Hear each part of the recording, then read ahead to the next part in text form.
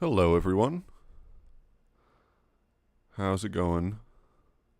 Can you all hear me all right?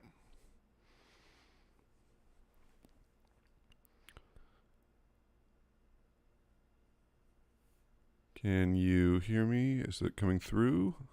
Just let me know if the audio's working. Hello, Tevin Daniels. Hi, Cyberrain. Ace Roy. Puzzleheaded, nice to see you. Howdy, howdy. Okay. So it's very cold and rainy outside right now, so I thought that I would I don't know, I just wanted to pass some time. So I'm going to do some Elden Ring tier lists. So let's get this up. Loud and clear. Good to hear. Okay. There's a bit of delay with the stream because my shoddy computer just can't handle streaming. So it takes me a bit to see your comments and for you guys to hear me. So ASMR. Yeah, right. What do you do in ASMR? There's lots of like lip noises, right? Yeah, okay. All right. Let's see. So, can you all see this? I think I set this up correctly. So you should be able to see the look at some tier lists and I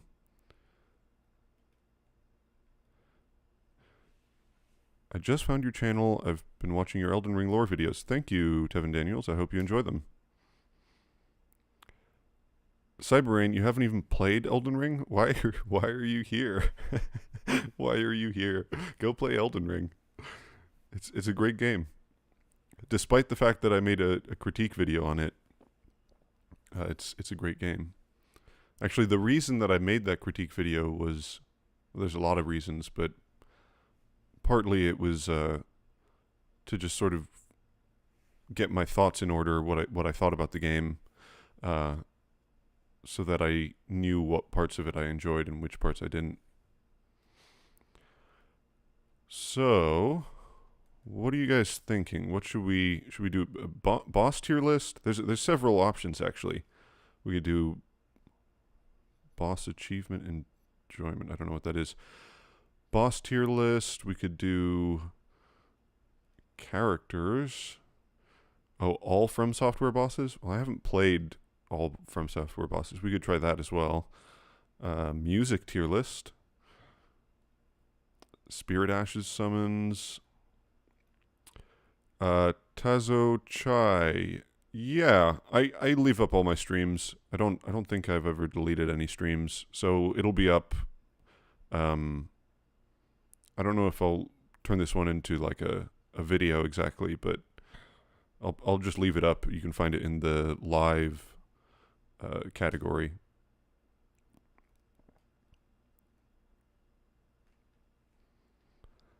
Waifu tier list.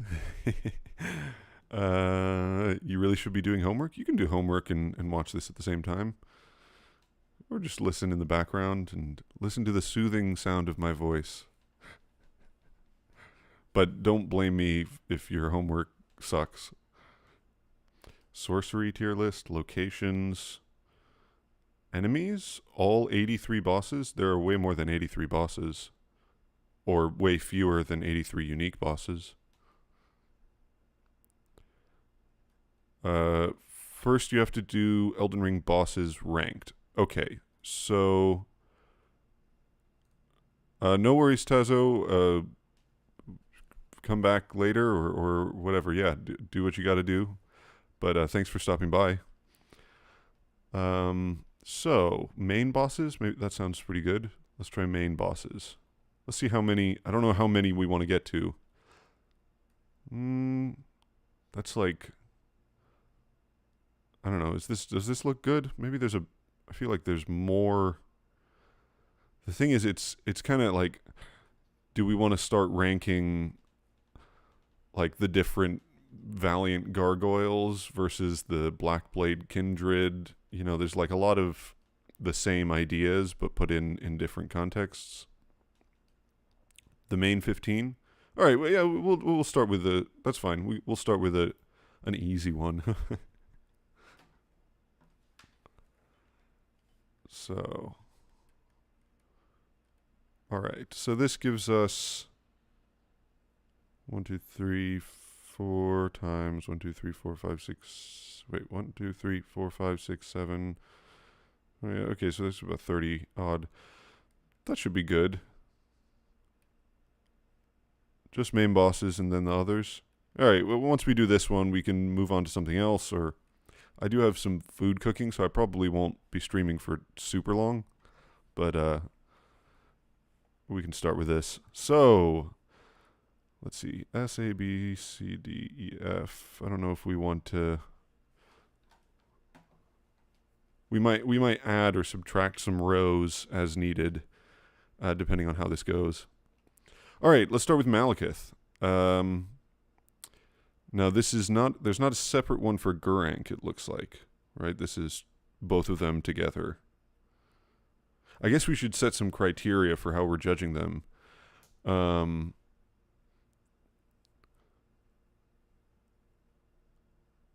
Care to share a personal story of an experience like perhaps UFOs or ghosts? You know, inexplicable phenomena. I did have this one weird inexplicable phenomenon where I talked to someone who really liked Dark Souls 2. That was very inexplicable. I think my greatest issue with ER is the combat. Easier Aesthetics had a good idea on why it's inadequate. It's because the combat was meant for Demon Souls, which was an evolution of dungeon crawlers, and they never updated it for the evolution of the games.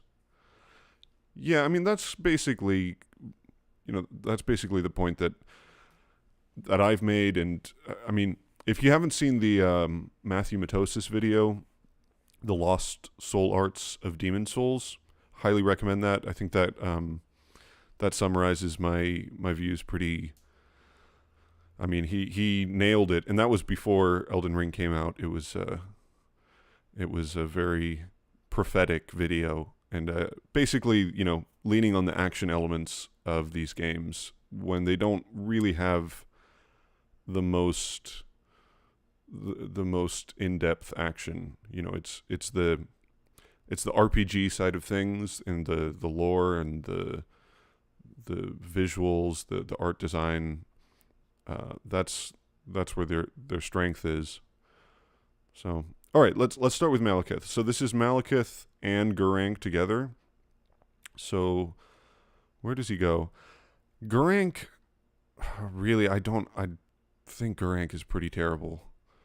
I really don't. I don't get the. To be fair, so I think I've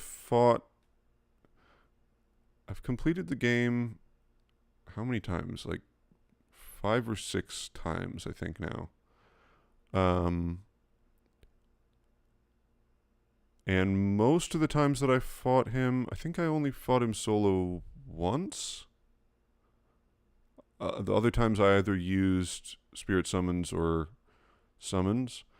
And of course, that always gives you a kind of tilted view of what how the boss fight is designed, because they're just it's meant, well, it's hard to say whether it's meant for one-on-one combat, because like it's pretty clear that the game encourages you to use summons, but that kind of screws up the way that the enemies move and attack. So anyway, my impression of Gurranq, pretty low down. Malekith, on the other hand, in terms of spectacle is S tier for Malekith. The boss fight itself, there's a couple things I don't like about it. He has that one attack where it does this big AoE, and it's just really poorly telegraphed. Like, there's no. It's one of the. I'm trying to remember exactly what it looks like. He I think he sticks his sword into the ground, and then there's this big red AoE, but there's not like a charging. If I were to do something different to that, I would just add a little charging light so that you could tell, like, okay, yeah, this this big AoE is coming. Badly telegraphed. I can't say that I really love the boss fight. And because of Gurrank, I'm going to put him in A for now. I've mixed feelings about this, but I definitely can't put him in S. I don't think so. But we'll adjust as we need to. Health bar is really small. Well, the problem with a lot of the bosses in Elden Ring in particular is that, like, Elden Ring introduces so much build variety, so many different options, that the distance between, like, the most optimized build and just a random build that you make without really understanding, like, if you go into Elden Ring having never played a Souls game before, like with that mindset, and you're just playing along with the RPG elements, like you're not optimizing things, you don't really understand what's coming up or what's valuable, to which stats to pour into, how many runes to put into your levels versus your weapons, that sort of thing. Like in the previous games, I think mainly because they were shorter and also because there was less, it was just more tightly constrained because there was no open world, that, like, you can get to a boss like Malekith and just demolish him if you have the right build, or he can totally demolish you. I mean, I have a general problem with, like, all of the endgame bosses just deal massive damage, which is not... It feels like they're making it difficult for difficulty's sake, or punishing, rather. Difficulty is kind of a bit subjective because of that build variety thing. So, yeah, some of the bosses, like, I don't know. You always get this experience where, like, let's take Moonlight Butterfly from Dark Souls 1. A lot of people, some people will just totally destroy Moonlight Butterfly because they're a mage or they've got a bow handy, and they'll just, like, instantly walk through that fight. And if you don't have any ranged attacks for Moonlight Butterfly, that's a fairly challenging fight at the level that you're meant to go there. So there's a lot of... The way that bosses in these games work is that they provide different challenges for different builds. If you are running, like, super optimized bleed build, then you could probably, or something that you take advantage of his fairly low posture, you could probably demolish Malekith. If you're not, might be more tricky. Anyway, I'm going to put him at A for now, so let's move on. Let's go to Morgott. And this, do we have a separate? Yeah, we've got Margit here.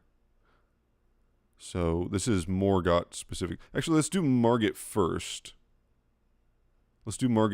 And then we'll go to Morgott. I don't think that's always a bad thing, though, if the entire game isn't based one build but is spread over, of course. Yeah, no. I mean, I think there's a huge advantage to designing a game that, like, that's the whole point of these games. Like,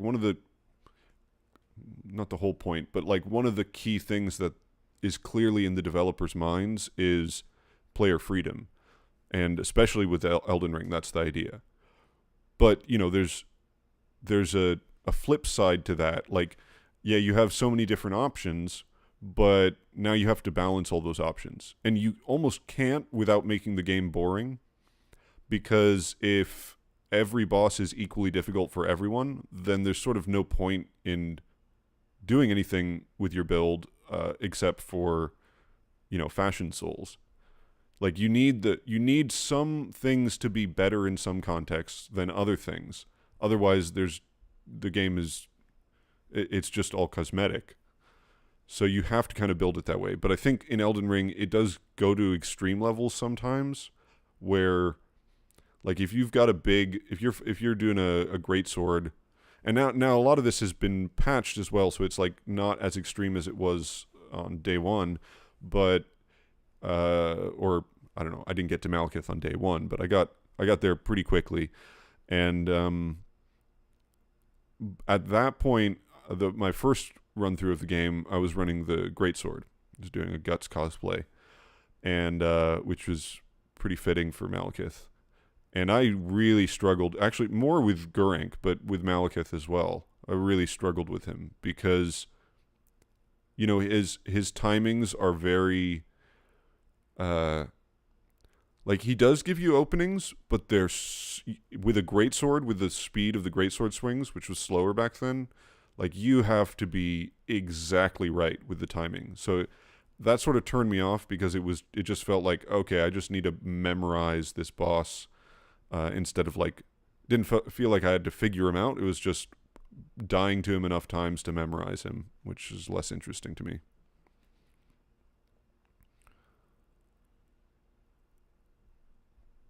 How do Melania and Malekith stack up against a Dragon Communion build?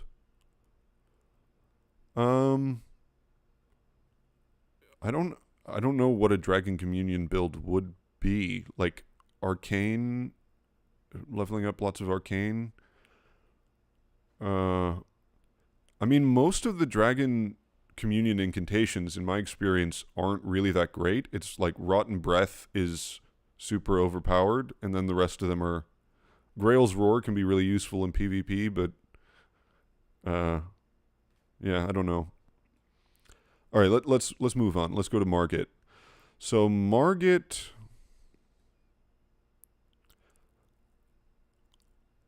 huh? Yeah, a kind of mixed bag for me because he's very cool. I like him as a character.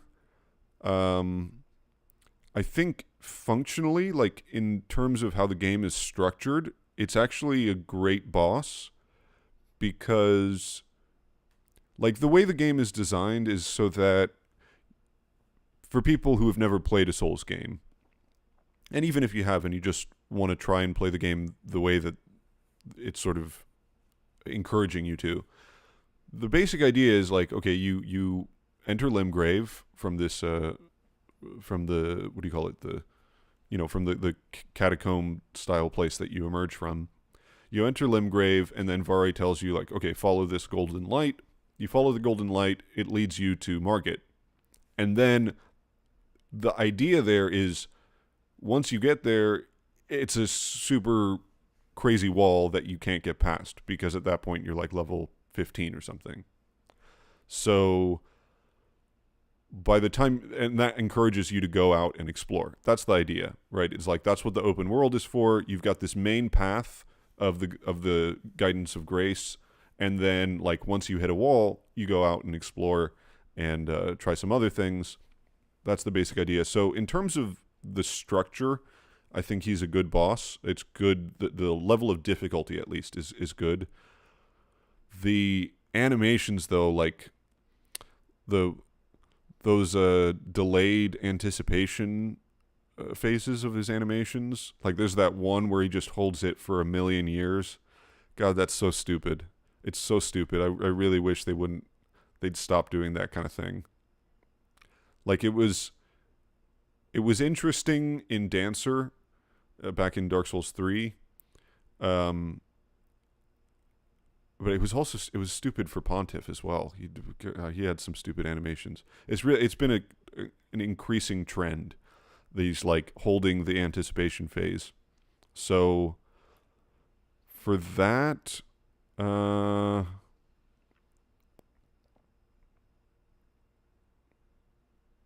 don't want to put him lower than a C because he's still quite good, I think, besides some big problems. He also the like the golden weapons that he shoots at you, the daggers and whatever, just like these big flurry combos. I'm not really a fan of that. I'll put him in C for now. Um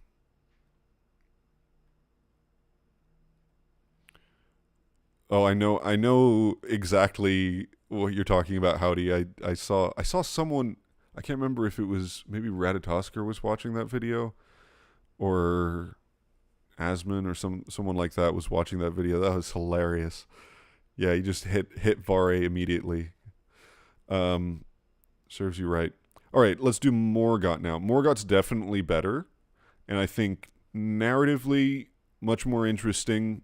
Um, I don't think I've ever fought him solo because I like summoning Melina. That feels narratively interesting. Um, and she does also a bunch of interesting moves that you don't see anywhere else.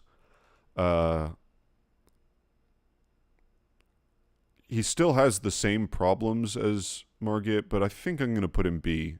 I think that's a he's just it's more exciting, more spectacular, which I don't think spectacle is the be all end all, but that does help. So I'll put him B for now. B for better? Yeah, exactly. So let's go on to Leonine Misbegotten. This is at the end of Castle Morn. I can't say I've had tremendous difficulty with him. I actually don't think it's a terrible design. Uh, he's pretty easily staggered, which is kind of nice because like he hits very hard and um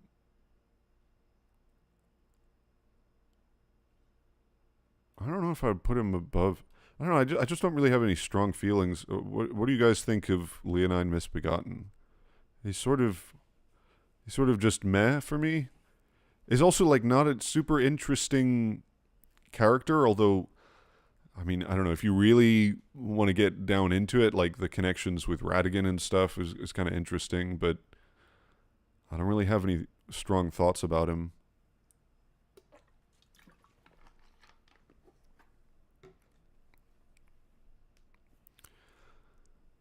Seems like most of the Elden Ring bosses have insane spectacle, so I try not to have that as important of a factor. Yeah, exactly. Like the spectacle part, they've pretty much all got that covered, so I mean it's still I don't know, that the presentation, like for me it's judging a boss is it's everything together. It's the challenge, it's the what it encourages how it encourages you to play, the uniqueness, the visual design, the music, it's all of it together. Another beast man with a sword, very original. S tier? Oh, yeah, I put him in S tier. I don't think he's S tier. Um, maybe I'll just leave him where he is. I don't know if like I can't say he's like bad, so I don't really want to put him in D. Although we still have two other tiers below that. But when everything is grandiose, nothing is. Shaking my head. Yeah, that is an issue that I start to get with Elden Ring. We'll just leave him there for now. Rykard. Rykard. So Rykard is right. Like this is the same thing as first we had Storm King in Demon Souls. Then we had there wasn't one in Dark Souls, was there? We had to use a special weapon. I don't think so. But then we had in Dark Souls 3 there was the Yorm. One thing I was thinking about, I just replayed Demon Souls, and one of the things that makes Storm King fun is the fact that you get to kill all the little ones, and they're not super. It's kind of like a mix of the Deacons of the Deep and Yorm. It's like those two ideas together. So you don't have to kill the little ones, but they're like annoyances, and if you get caught, then it can actually kill you. But mostly, actually, hold on. Do you have to kill them? Maybe you do have to kill them in order for the Storm King to approach closer. So maybe forget what I just said. You do have to kill them. But I think that adds something to the fight that I don't get from Yorm and Rykard. It's a little bit. I think the spectacle of Rykard is amazing. The voice acting is incredible. Maybe my favorite voice acting in uh probably my favorite voice acting in Elden Ring. Um, I don't know that I would put him S tier because it's the thing is like the second phase. Actually, okay, now that I'm thinking about it, I kind of don't. I'm not so keen on him because like the the the smart thing to do for that fight is get the Serpent Hunter, then go back to the Round Table Hold and just upgrade it as far as you can, and then go back and do the boss fight because it's literally just making the boss fight easier, and there's like no, you don't have to think about anything. It's not. That's a weird element which I don't think you could upgrade the Storm Ruler for Yorm, I think. I don't know if that would affect the damage output of the special attacks. I don't remember now. You couldn't upgrade Storm Ruler in Demon Souls, so it was just a totally flat. It was balanced in one way. There was only one way that fight went down. I don't mind. I'm a fan of gimmick bosses. Or rather, the way I put it is, I'm a fan of boss fights that are unique experiences. So, in that sense, I like Rykard because it's just different from everything else. But the way it actually plays out, I don't like the fact that you can upgrade that weapon and just totally change the fight, because that's a boring like menu thing that totally changes the fight. And also, the second phase just feels like if it's easy enough for you, like if you get through it all right, then it's really cool. But if you're struggling with it, that can be really frustrating. That can be really frustrating because it's just kind of chaotic and it's not really designed to be super fair. It's designed to be fair in the sense that like, well, you can just upgrade the Serpent Hunter and therefore make the fight not last as long. But a lot of those like AoEs and stuff, it's just there for the spectacle and like the craziness. So I'm gonna put him here for now. I think that's a reasonable place. I really like Rykard the character and the snake and just the whole visual, all of that. But the way it actually executes that idea is, eh. What are the criteria I'm judging on? I'm judging on everything. So let's say the challenge, and that's not to say that like difficult bosses are better, but so it's whether it provides a fair challenge. That would be one criteria, which means that it has to be fair and it has to be challenging. The visual design of the boss, the music, the uniqueness of it, just what sort of experience does that boss fight provide? So it's everything together. What is the most important factor that determines your judgment of the tier? I don't know. I'm just kind of going by feeling right now. I'm not like setting up rules like, oh, this has to, A tier has to be reserved for this. I think it'll be clear. The more we put in, it'll be clear like where things stand in relation to each other, because that's the main thing. Is how they relate to each other. It's hard when you're doing a low level run for sure. Yeah. I would say everything's hard when you're doing a low level run. It's frustrating and annoying, the second phase in particular. It's just kind of, yeah. I'll leave him there for now. Placidusax. Um, let's see. What do I think of him? You know, the first time that I fought him, I was really pleasantly surprised because it seemed like the sort of boss that would just become a chaotic mess, and it ended up being like pretty well telegraphed. Um, very cool. Again, the spectacle is there. Very picturesque the way he's like sort of meditating in this caduceus egg-like shape, and the whole idea of like going back in time that feels very like that feels like a very FromSoft entrance, you know. Um,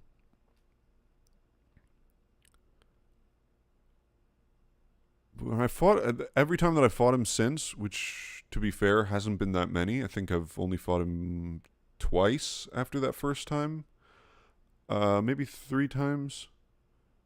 I haven't done it on every run of the game, and it was not as great as I remember from the first time. Maybe that's just build, but I don't know. I feel like the actually I think the second phase is a lot better, which is weird because usually it's like when there's a problem with a boss, it's usually the reverse. But it's sort of the same thing with Malekith. That most of the problems are with Gurranq, in my view.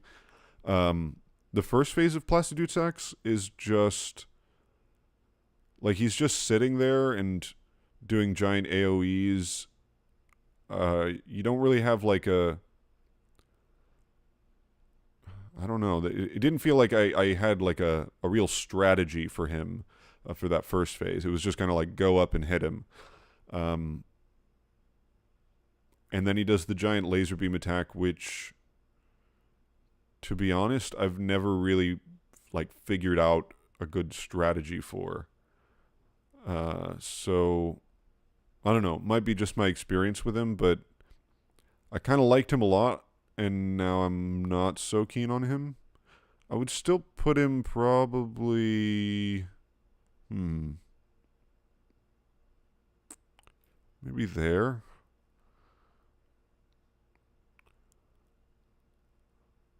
B feels kind of low. Actually, no, I'd say he's better than Morgott. Maybe low A. That feels a little high. I'm going to put him high B for now. Yeah, oh, and the fact that there's not that boss run is really annoying, because there isn't like anything. Yeah, now that you mention it, that's pretty annoying. There's no Stake of Marika. I mean, not that there has to be a Stake of Marika, but if you don't have a Stake of Marika, then you should make the path to the boss interesting. And it's just not. Like there's like 3 beastmen coming down from the Grace after you go down the elevator. There's like 3 beastmen you just run past, and then you just have to run and jump a lot to get to the boss room. That's pretty annoying. I mean, that's a cool thing to discover, like when you first discover it, but as a boss run, that's pretty annoying. You know, I'd rather either don't have a boss run or make the boss run interesting. And I don't care if it's difficult or fairly easy. It just has to be interesting. Midir boss run. Yeah, there's definitely some Midir DNA in Placidusax. I mean, the laser beam for one. Although I didn't get the impression with Placidusax that he was so much a bullet sponge like Midir was. So in that, I really hated Midir. I think there's some cool elements to it, but I really don't like that fight. I think Placidusax is a lot better. All right, I'm gonna leave him here for now. Has there ever been an interesting boss run? Yeah, sure. I mean, well, obviously that it's a matter of degree. Like, if you fight a boss 20 times, any boss run is going to get pretty boring. But I think there's some that are it's mainly how you design the levels in general. So it's not just boss runs in particular, but it's like if the levels are designed. I think one of the things that Demon Souls and Dark Souls did really well was that like every 10 square meters of the game there was a new idea. So like take Undead Burg from Dark Souls 1 and like from the bonfire, right? You've got like the crossbow guy. Okay, you got to take care of him, and then there's a couple of the little guys. So that's like one problem, right? Now you can go the other direction, and there's like two guys with spears and shields. So that's another problem, which you kick them or try to get around them, whatever. It's another idea. Okay, and then if you cross the bridge, you have to deal with the two guys with battle axes, and then the one coming out from the door. Okay, another little problem. Like every little area, there's the guy with the fire bombs throwing down at you. So there's like a little idea, and none of them are particularly challenging once you understand what they're doing. But every few meters, there's like a different idea happening.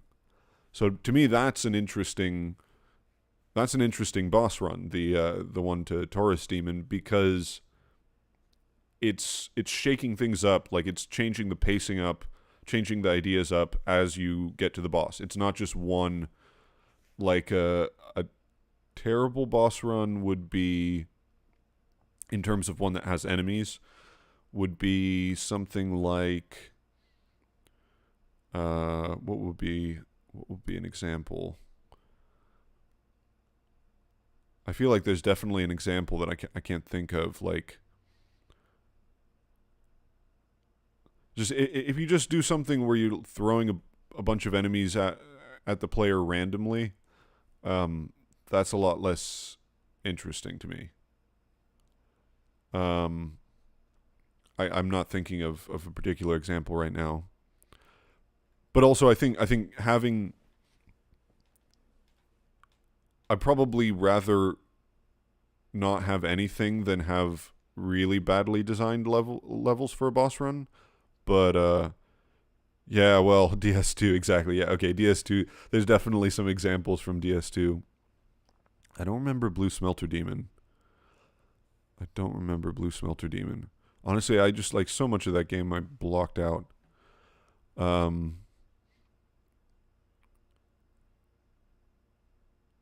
Yeah, Renala is not a good boss run.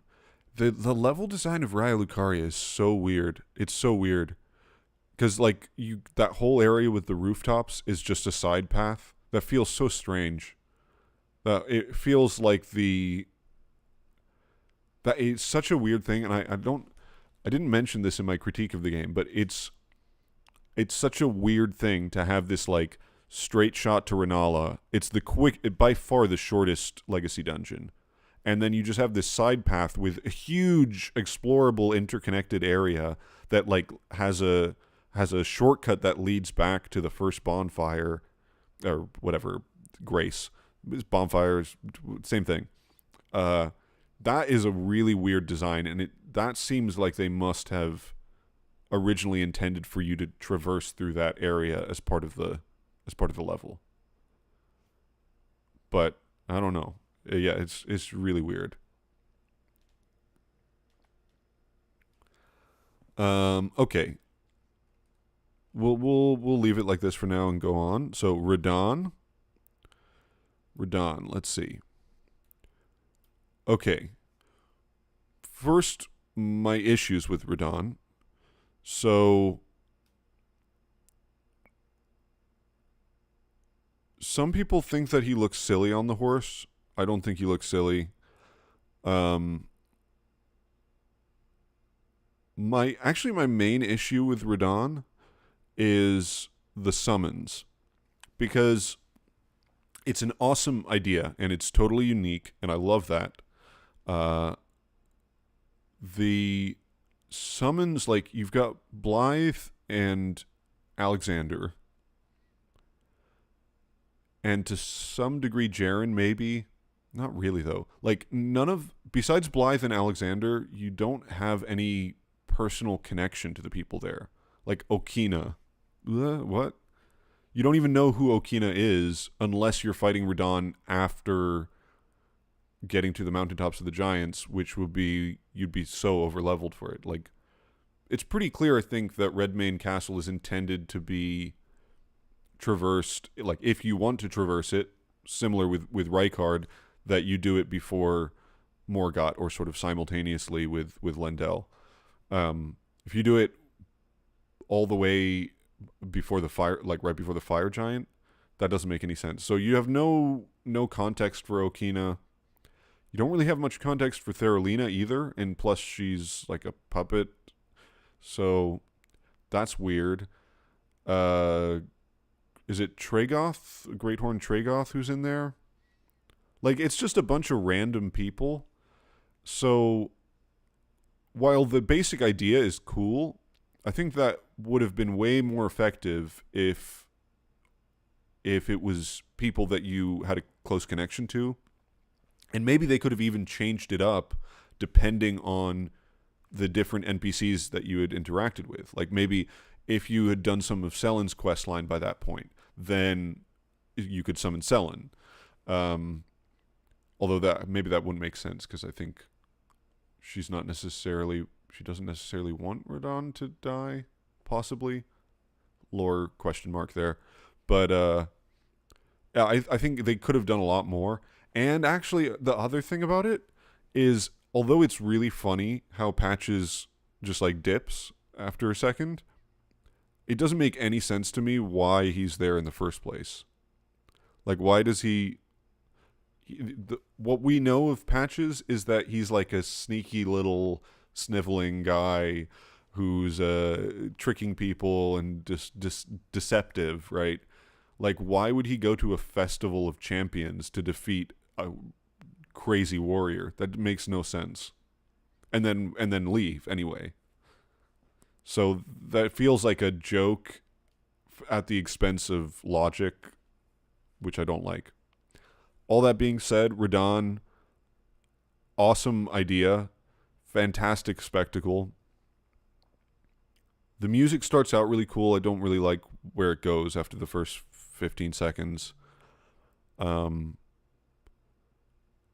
of the coolest characters, for sure. So I would say S tier.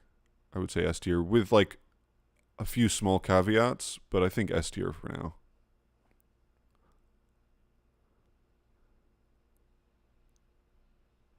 Yeah, Rogier could have been summoned. Exactly. Like you could have had some people for sure. Maybe Millicent. That would have been super interesting actually, considering like her relation to Melania. You could have done something more. Like I just got into the boss fight and like it was okay, it was cool to see Blythe because my first time through the game I was making a point of doing everything Blythe related because he's Guts and I needed Guts armor and his sword. I needed to be him. I needed for him to tragically die, for me to tragically kill him because I knew how FromSoft works, and I was trying to do all of his quests. So seeing him there, that was awesome, and he's got some fantastic dialogue after Radahn is beaten, which is great. He's like, "Oh, what a sick fight. Yeah." It's just great. So enjoyed Blythe being there. I did not really develop much of a connection with Alexander. It felt like rehashing Zigmire and Siegward again, but less interesting. But at least there was something going on there. And then everyone else was just like, okay, there's just some random people. Some random people.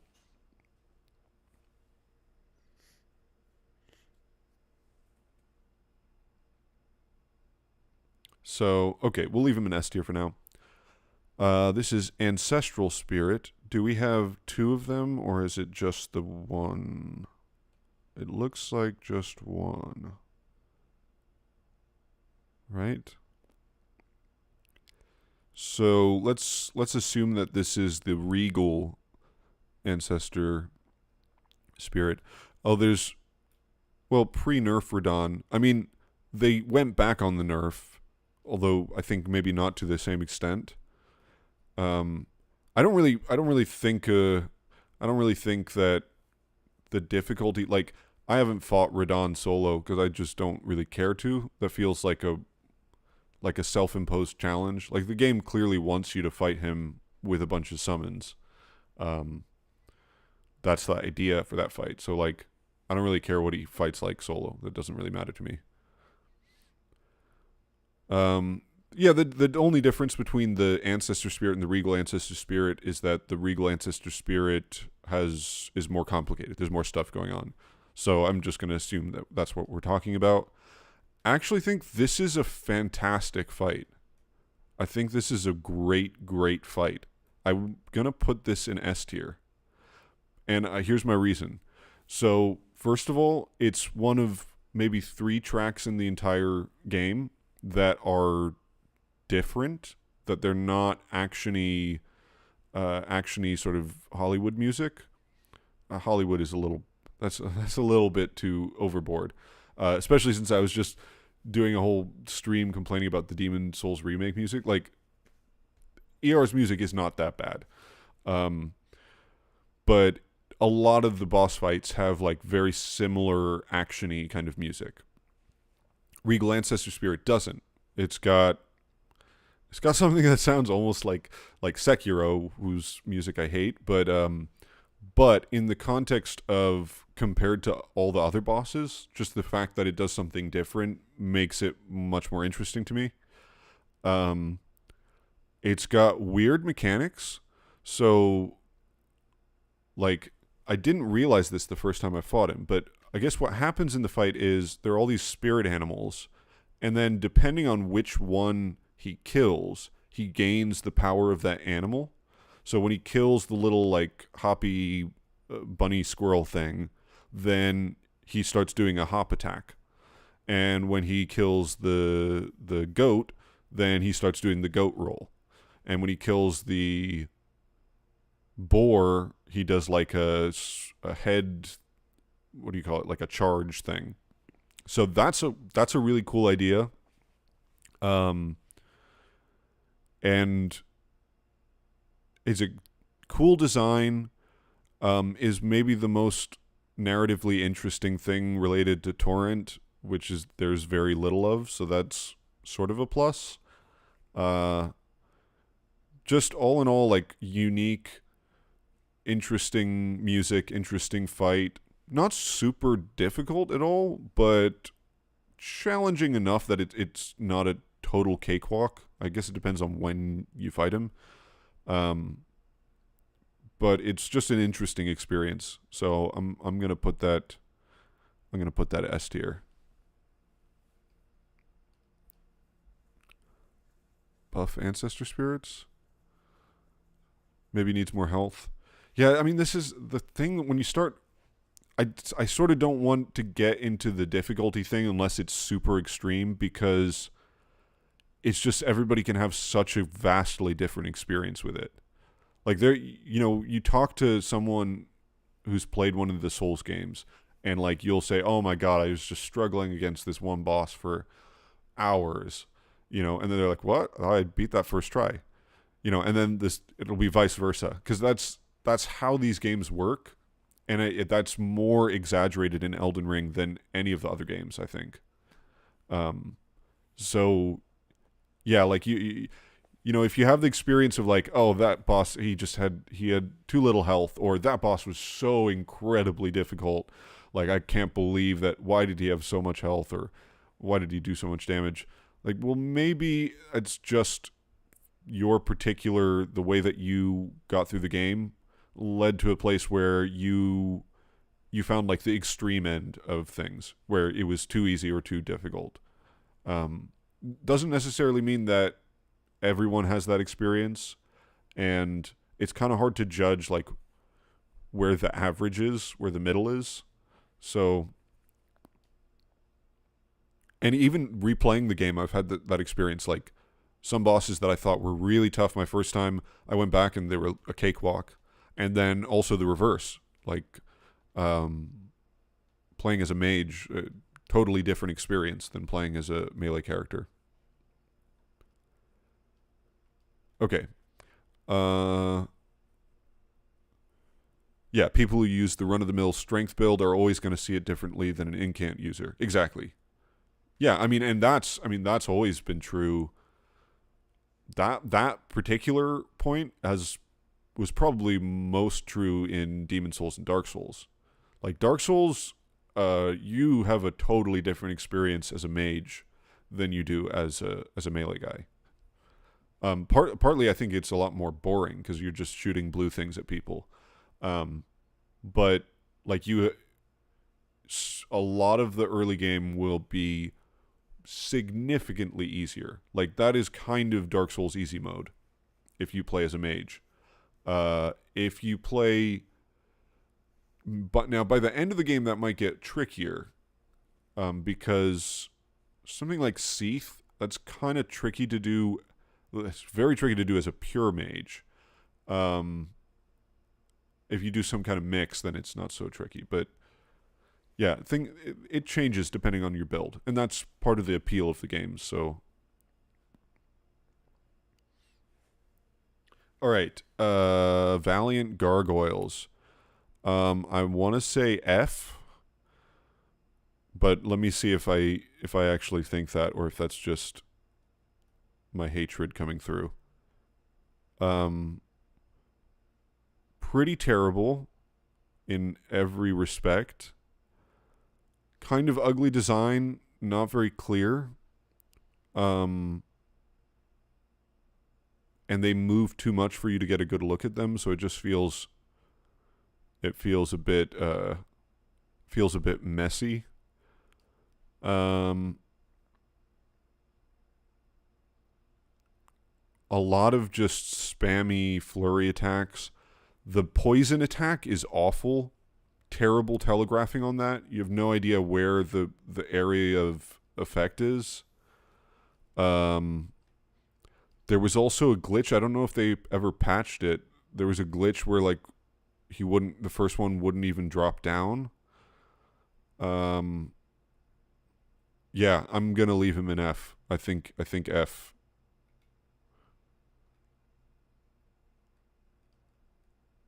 Yeah. Okay, what even is this guy? What am I looking at here? What is this a picture of?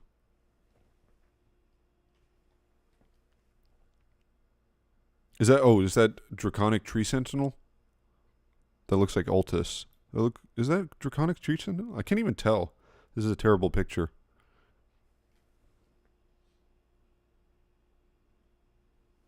Yeah, that looks like Draconic Tree Sentinel. I have to look really closely at it. Draconic Tree Sentinel, I think, as an enemy, is actually great.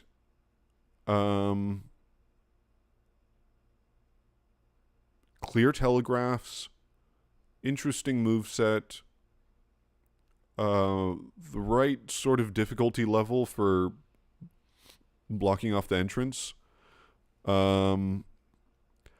I'd say the main thing is he's sort of ugly, and he's presented so haphazardly. Like it isn't really a cool visual. Like you don't get that cinematic or like picturesque feeling in that fight. Maybe more so in Farum Azula. I'm assuming that one's not here. But yeah, like the armor is probably the ugliest armor in the game, and it's also a repeat of just normal Tree Sentinel, which is kind of, although it's different enough that it doesn't feel exactly the same. So that might be one of the examples of reuse that feels right to me, because it's more like a progression. It doesn't feel like just copy paste. It feels like, all right, take the same idea, take the things that you learned, and now we're going to throw some new things at you, which is like, that's actually good game design. So, yeah, the fireball is a bit annoying, but I wouldn't say it's not like tremendously difficult to avoid. So it doesn't it doesn't bother me that much. Although again, there's a subjective element to that. Yeah, honestly, the main thing for me is just the presentation. Um, yeah, not every enemy and location needs to be picturesque, but I don't know. I feel like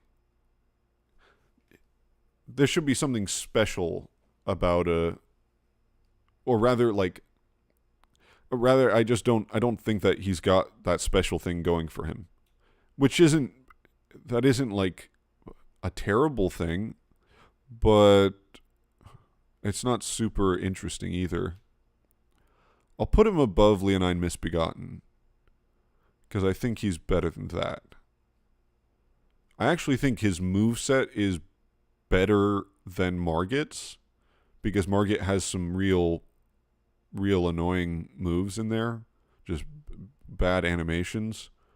Whereas I can't think of anything with the Draconic Tree Sentinel, but he's just so ugly. That's the main thing for me. Poison trivializes the fight? I didn't know that. I didn't know that he's super susceptible to poison. That kind of feels weird because he's like got this intense armor on. Yeah. I think he's more interesting than Leonine Misbegotten. Okay, we are on to what do you call him? Dragonkin. There's a couple of these guys. We only have one here. So there's one. This one is the one in Shifra, and there's one in Incel and one in the Lake of Rot. The one in the Lake of Rot, that's bad. Even though I actually love the Lake of Rot as an area, that's a terrible idea for a boss fight. The one in Incel is cool with the frost lightning, but they're almost really cool, but they do have some spammy, like not spammy. They have some not well telegraphed attacks, and the hitbox. That's the main thing. Just because of the way that they're leaning, like if you try and get up close. I think maybe the idea there, I just thought of this right now, so I didn't think of this in any of my playthroughs, but maybe the idea is to actually prepare you for Fire Giant Phase 2 so that you hit his hands.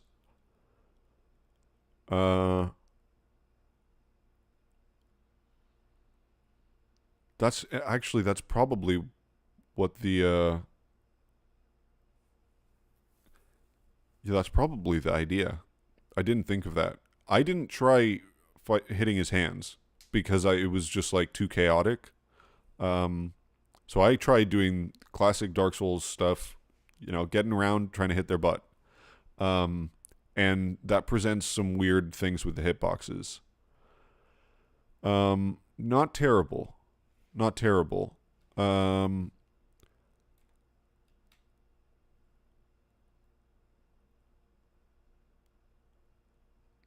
Better presentation than Draconic Tree Sentinel, but I think overall a worse fight. Which is weird because I usually would value presentation more strongly, but yeah, there wasn't really, it didn't really make me feel anything special, and then there are problems with the fight itself, so I'm gonna put him mid-C for now. Where is Incel River? Yeah. Does anyone else have an irrational hatred of hitting a boss's hands? Like that big skeleton bro in DS3? See, okay, I think Wolnir gets some undeserved hatred. He definitely has some crappy moves. The whole fog thing is... like, he does a charge at you, and then the fog follows him. So then if you're just in the wrong place at the wrong time, you just get fogged to death. That's really annoying. But as a gimmick boss, it's really not that bad. Like, okay, hit his bracelets. and at least you get some.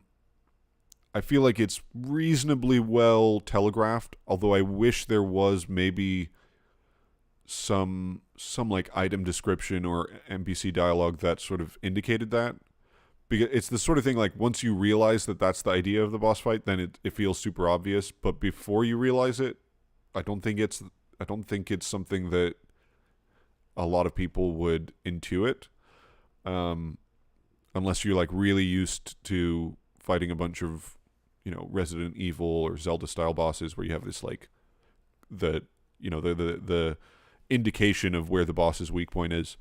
Yeah, Wolnir is, I don't know. I think he's very mid. He's very mid.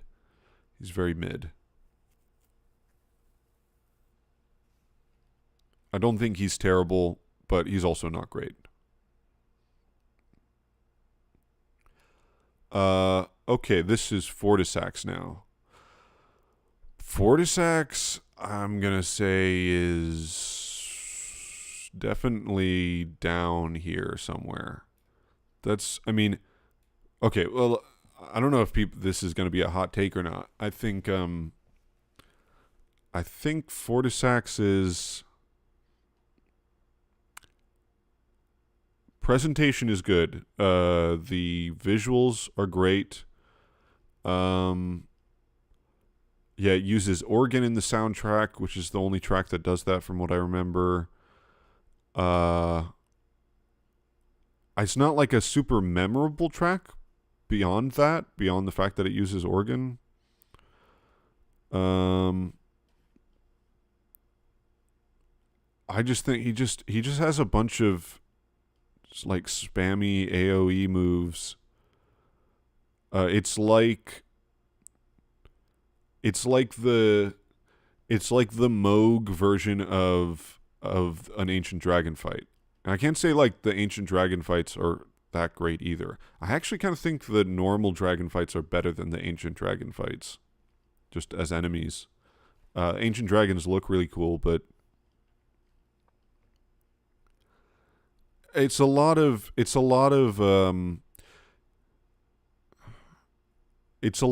like roll catching type stuff. It doesn't feel like there's it's clearly communicating where the safe zones and the danger zones are. Now, to be fair, I think I've fought him twice, and that's it.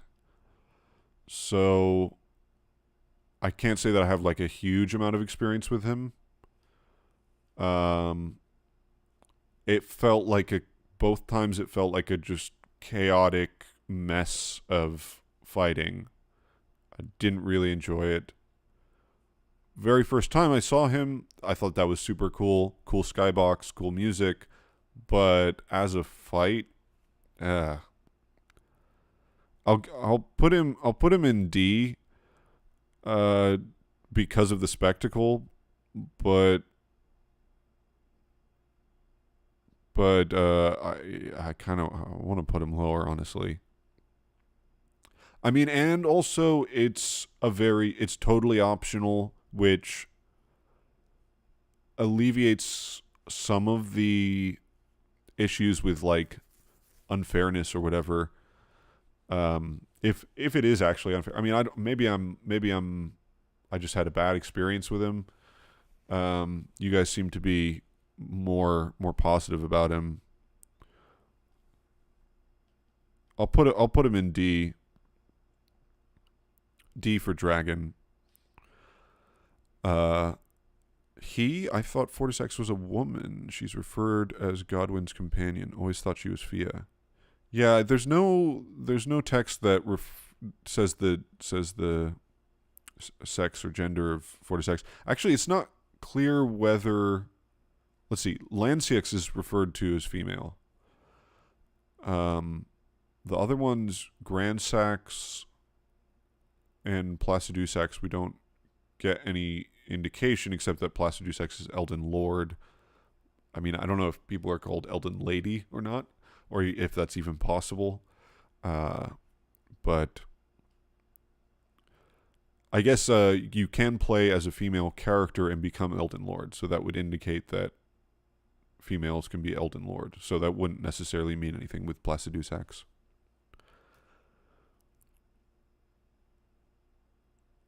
Uh, the mightiest boulder stone.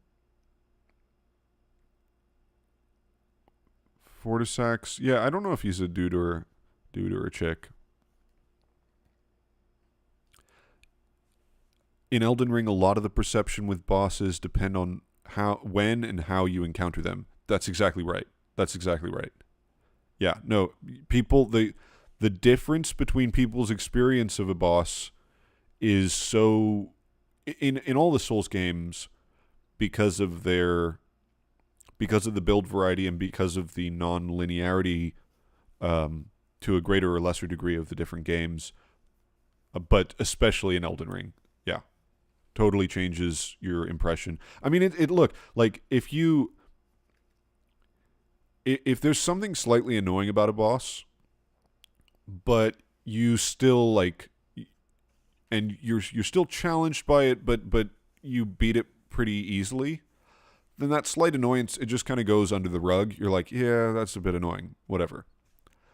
If there's a slight annoyance with a boss and it takes you 40 tries to beat him, then that little annoyance is not a little annoyance anymore, right? Like, then that's going to be inflated in your mind to be like, that's the worst thing ever. Not just with difficulty, but like on the easy side of things as well. Like a little thing that you would probably dismiss in another context, it can become the biggest thing. So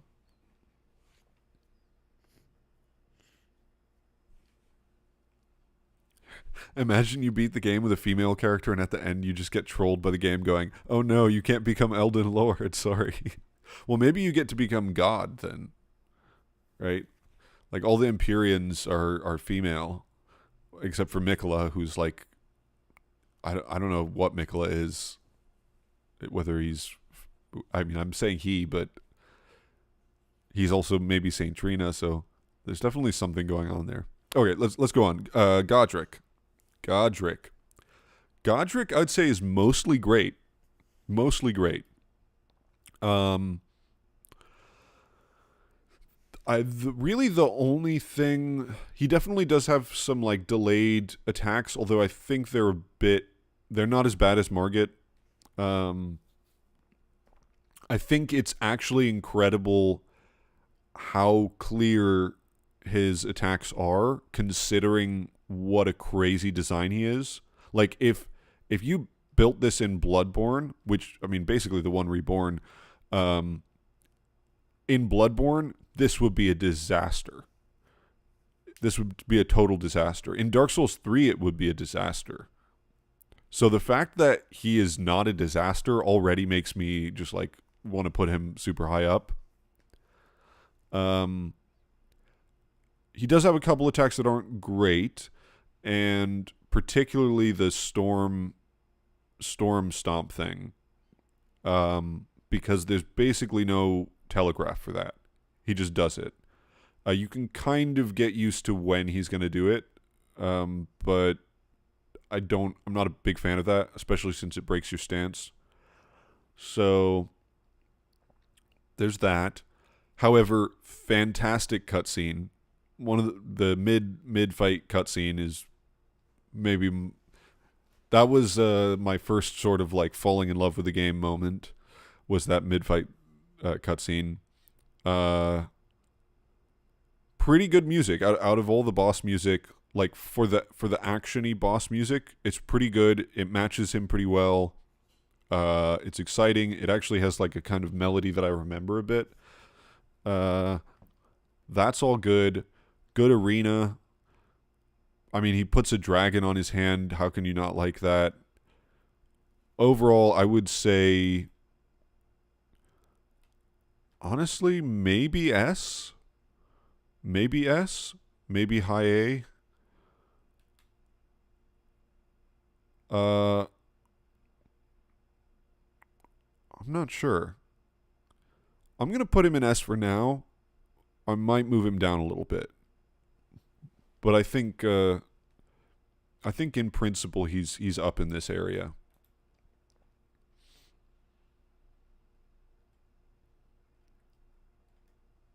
Yeah, bear witness, exactly. It's just great. And I did a lot of I've played the early game a lot more than I have the late game. Because I think it's just better. And that's true of all the Souls games to some degree except for Demon Souls. Um the well, actually Dark Souls 3. There's a lot of Dark Souls 3 kind of gets better as it goes on actually. Um I got summoned for Godric a lot. And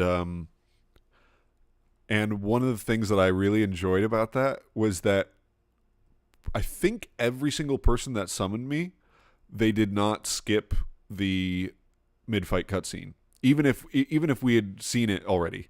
Like if I'd been summoned for the same person several times. Like they would just let that him where the music cuts out and he's still just screaming in agony. And it's such a great cutscene. So I'm really happy that people enjoy that, and it's a great cutscene. Yeah, most quotable boss. Godefroy. We don't talk about Godefroy.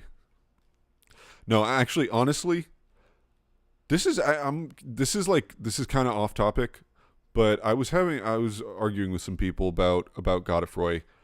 To me, Godefroy is like proof positive that there is something weird going on with the world of Elden Ring in the way that things are split apart, because he's clearly Godric, right? But so many people that I talk to, they're like, oh, well, look, there's this thing that refers to him. He's like a different person. He's clearly, it's just laziness. It's just game dev laziness. They just copied him. And like, yeah, obviously they did just copy him. But to me, it's so clear that there's a lore reason there. That there's a lore reason why he's a copy, because he is Godric in some way. I don't know what that means. He's a phase. He's like a different universe Godric. He's a reflection of Godric. Something. He's a spirit trapped in time of Godric in a different plane of reality. I don't know, but he's some version of Godric. Anyway, okay. Uh, Radigan. We'll skip Radigan for now because he's. We'll leave the final bosses. We'll leave the final boss for the end. Who's this? Is this Loretta? That looks like Loretta. And oh, we have both Lorettas here. All right, we'll do them both at the same time. Um, huh. I wouldn't. I wouldn't say she's really that great. I don't know. What do you guys feel about Loretta? I feel like she's fine. Just I don't know. I just don't have any strong opinions about her. It wasn't like super memorable, but it wasn't entirely like bland. Like, oh, she's got an interesting look to some degree, and uh, it kind of feels like Magic Tree Sentinel. I don't know. Yeah, I prefer Tree Sentinel as well. I prefer Tree Sentinel. The ghost fight is better. Um, Certainly the run to the ghost fight is more interesting than the run. Like those battle mages are so annoying. They're so annoying with just like insanely high poise doing the Haima spells. Uh, Super annoying. Yeah, I don't really. They're very. They're both very meh. Um, E tier. I mean, it's not a terrible fight.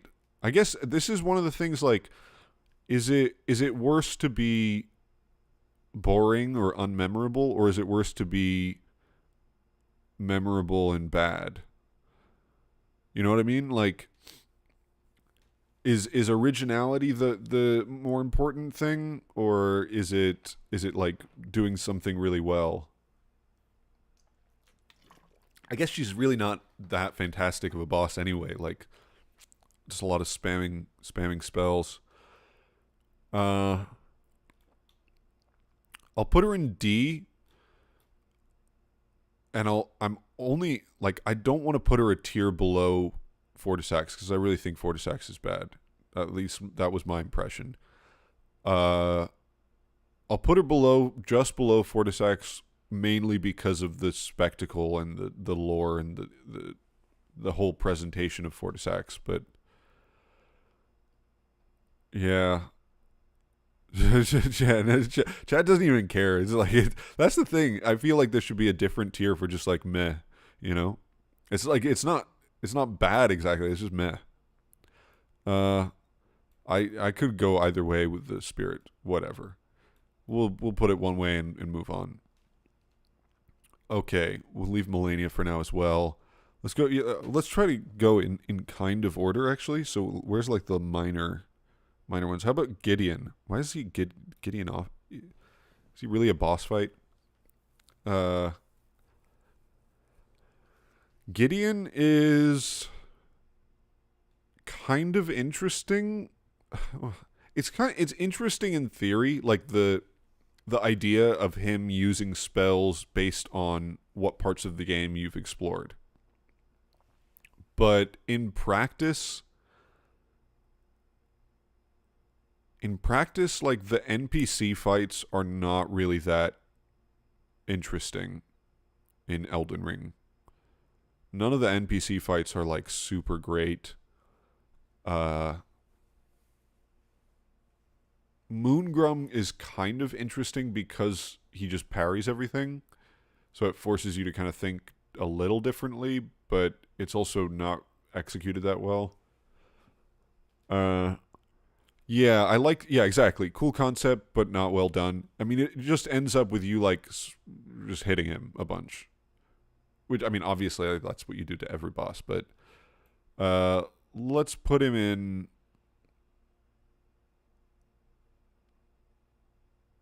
Actually, I feel like he goes above Loretta. He's a little more interesting than Loretta. That's just what I'm feeling.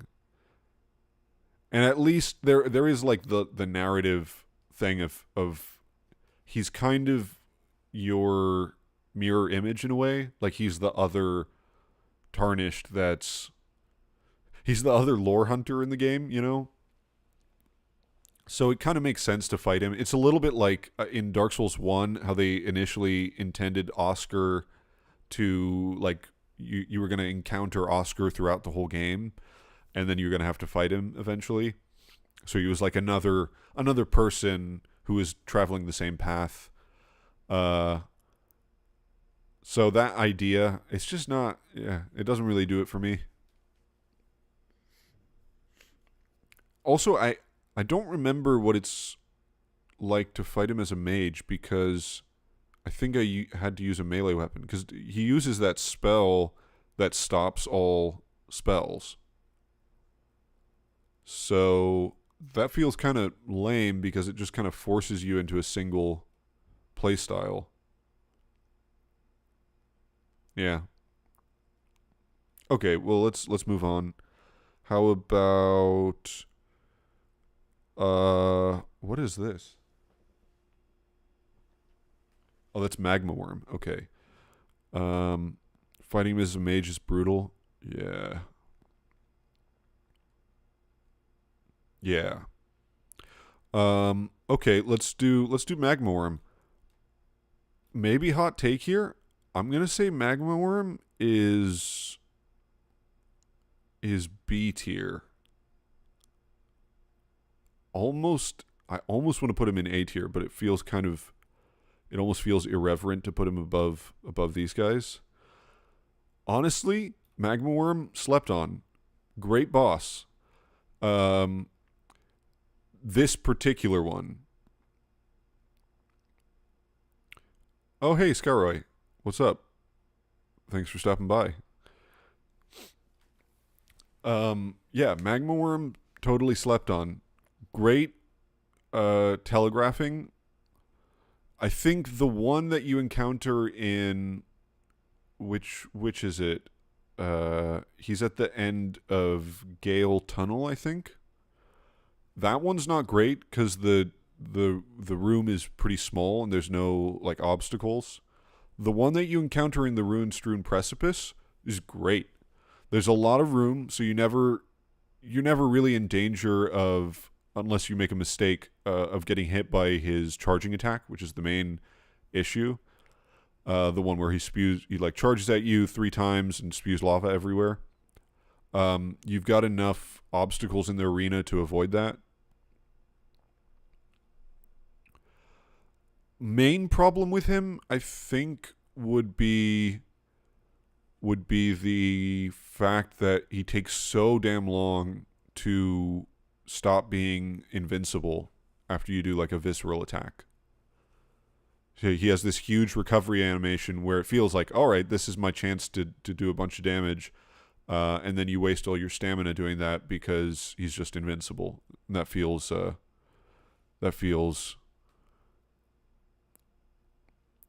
What do you think about the one in Volcano Manor? Yeah, there's a number of them, right? Because there's the one in Volcano Manor at the bottom, and there's the one in Mount Gelmir over on the other end. Neither of those are as great. I think the one in Ruin-Strewn Precipice is genuinely great. The other ones all suffer from the location.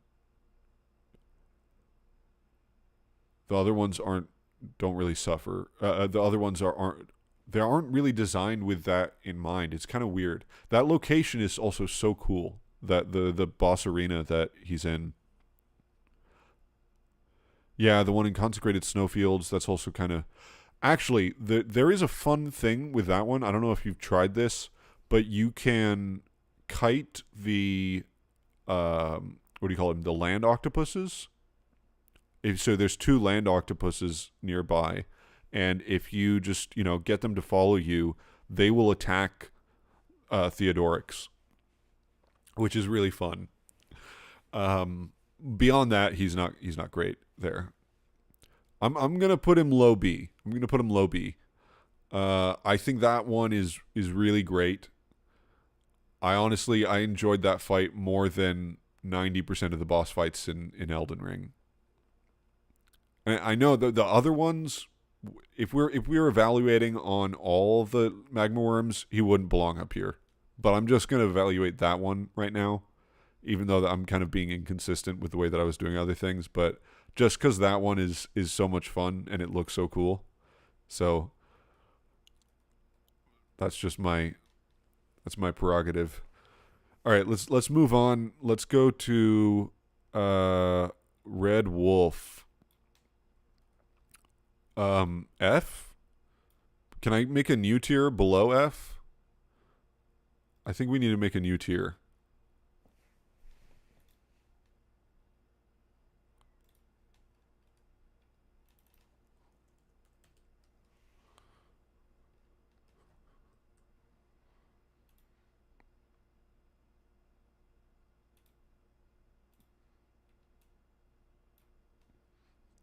Absolute trash. Possibly the worst enemy in the game. Although I do see that Bell-Bearing Hunter is on here, so that's pretty close. Yeah, he has a tier of his own, because I don't think there's a worse designed enemy. No, he is that bad. Don't give me that. He is that bad. He is awful.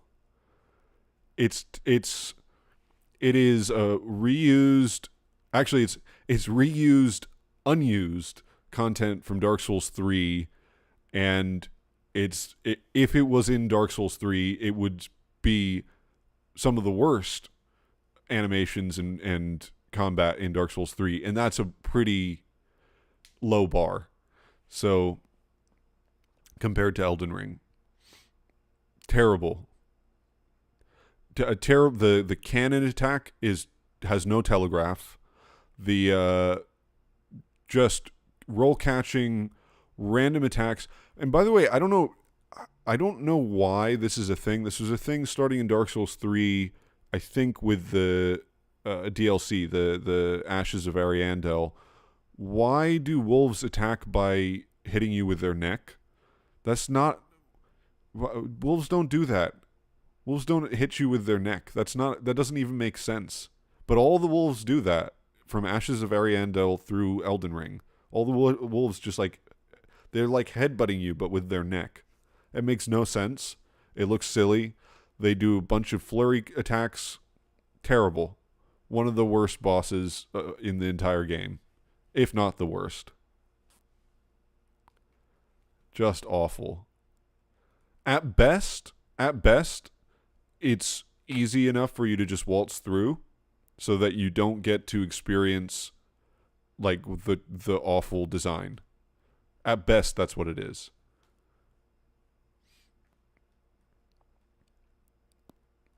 For the people that are saying it's not that bad, that's probably what you just had a real easy time with it. If you go to him and like try playing Raya Lucaria before Stormveil. Like make that if you're doing, for instance, like actually this is fun. I tried doing, for my mage build, I was doing like lore centric mage build, so I thought, all right, first place I'm going, Raya Lucaria. Because I'm a mage, I got to learn how to study magic. Really tricky, especially for a mage. But that is a real bastard of a boss at that point. At least you only have to fight it once.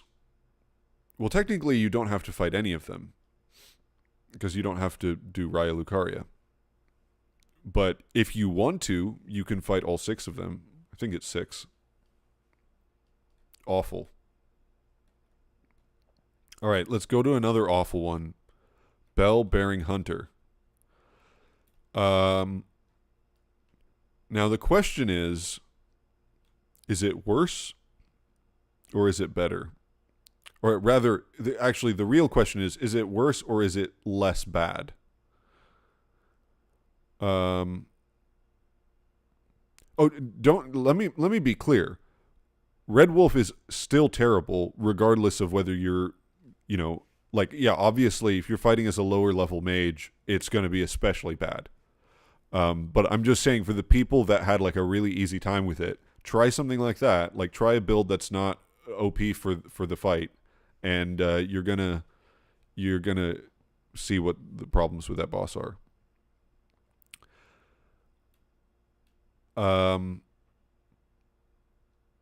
I might go lower than Red Wolf. I don't know. I think maybe lower. I think he might be worse.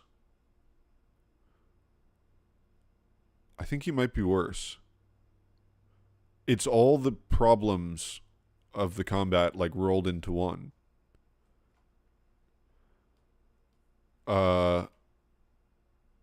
Abrupt poise breaking attacks, input reading, bad telegraphing, ridiculously long combos that don't have any sort of like logic to them.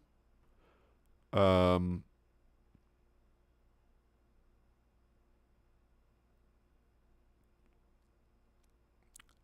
there's no obvious like weakness, at least not that I know of.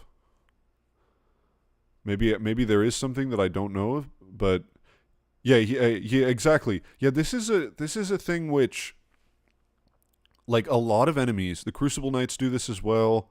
There's a lot of enemies which, depending on what you do, they either finish their combo or they don't. So they're like, they might do, let's say, like they'll do the first 2 attacks in a combo, and then if you're just like standing far away, they'll just stop, so kind of reset themselves. But if you start to do something like, oh, maybe you observed them doing 2 attacks and then stopping before. So you're like, oh, okay. So after the second attack, that's my free chance to like heal up or whatever, or getting close for an attack. Nope. Nope. Because it's about tricking you rather than being good game design. It's about being difficult rather than being fair. So instead of that, as soon as you put in your input, as soon as you press the heal button, no, now there's just a third move attached to that combo. That's terrible. And also, he is so ugly. It's so ugly, and it's a cringe sort of reference to what's that game? Blasphemous, which is also a really cringe game. I don't know if this is going to be a hot take or not, but that game is incredibly cringe. So all of that together, not good. This is not a good situation here.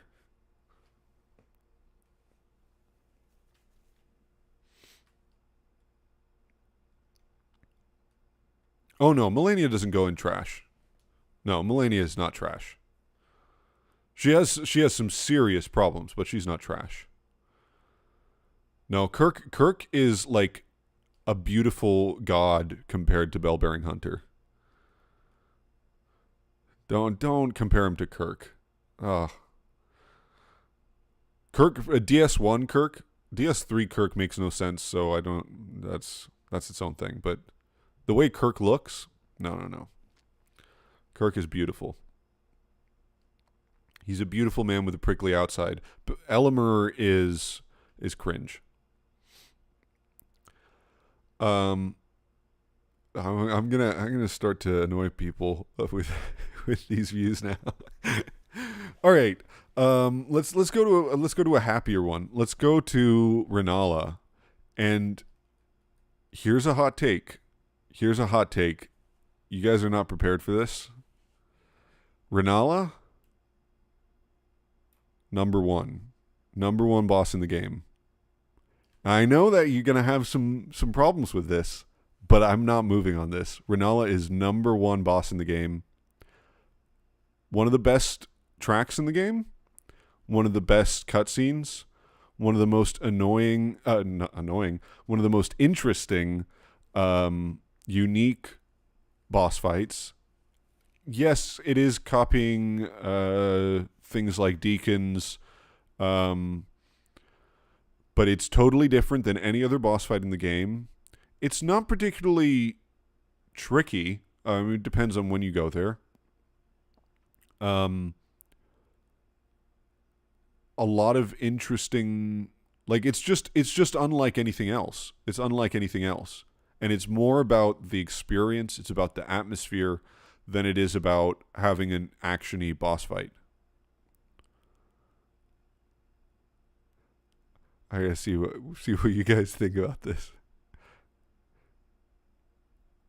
Out of all of them, best boss fight in the game. There's literally no problems with Renala. See, Radahn, I have some issues with.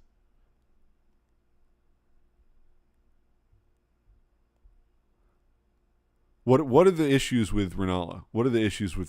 I want to hear them. Because when I first played the game, I would have said, yes, Radahn is number 1. But on reflection, I have some minor issues. I don't like that Patches is there, even though I found it funny at first. And I don't think the music does a good job of what it's trying to do. It makes him seem epic, which is good, but it doesn't. It's too similar, and I don't like that you have a bunch of people there that are not related to you.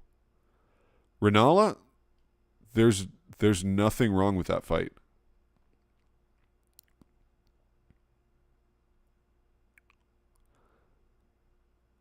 Just spam spells at you and then flies away when you close the gap.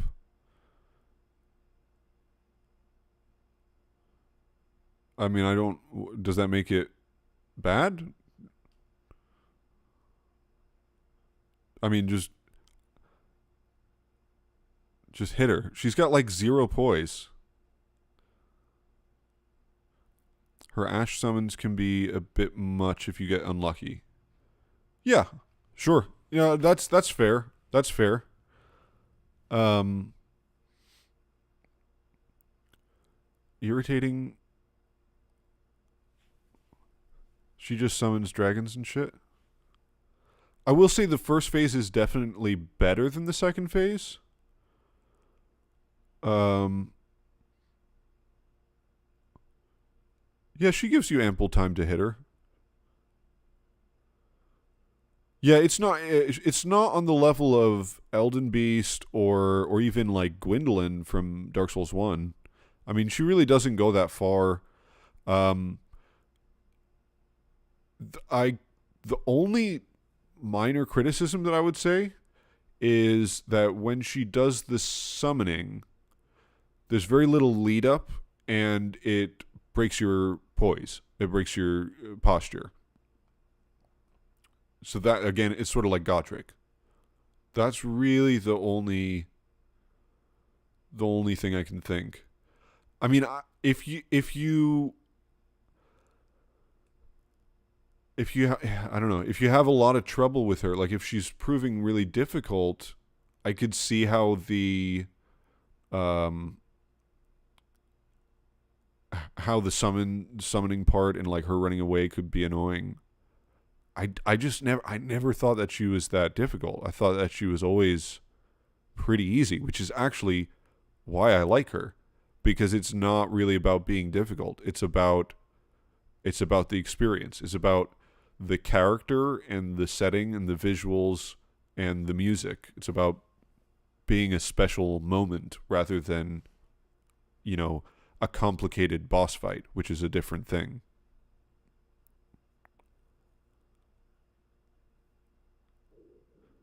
I knew this wasn't going to be a popular opinion, but I'm not moving on this. Renala is number one. Renala is number one. I, I know people are not going to be happy about that.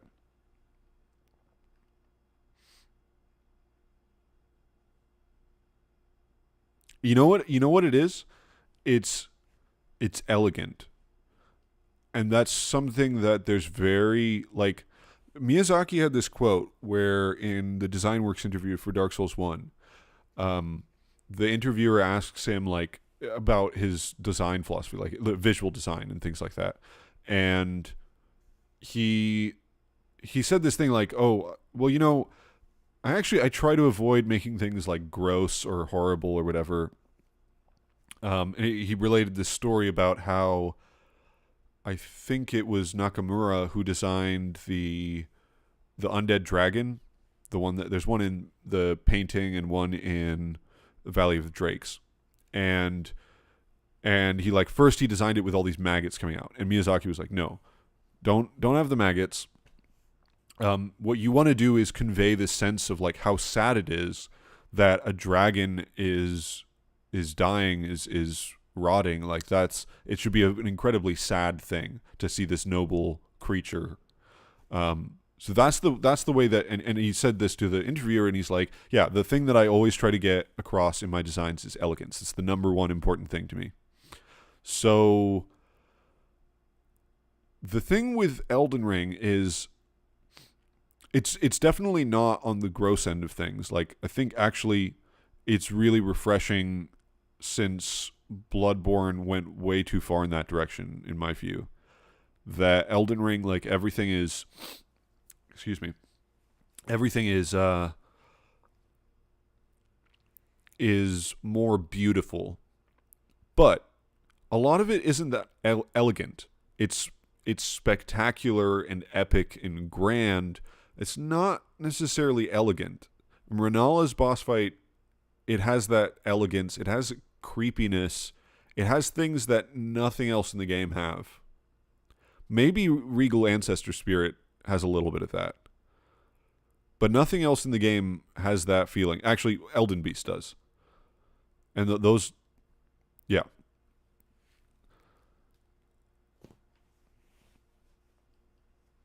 He said respectful in regards to the dragon, but then he elaborated and he said that he wanted he tried to achieve a certain elegance in his designs. So he used both in that conversation.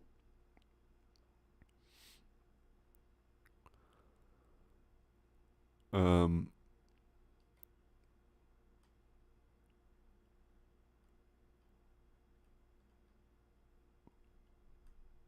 she has lots of invulnerability during her spells. Uh, I didn't know that.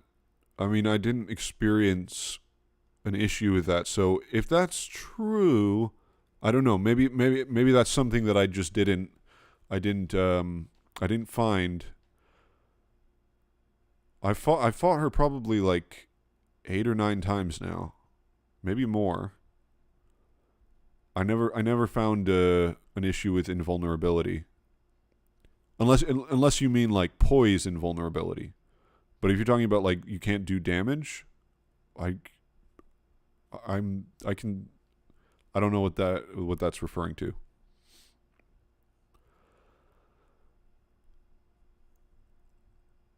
Oh yeah, Orphan of Kos. Yeah, Bloodborne. Ugh. Bloodborne designs are just ugh.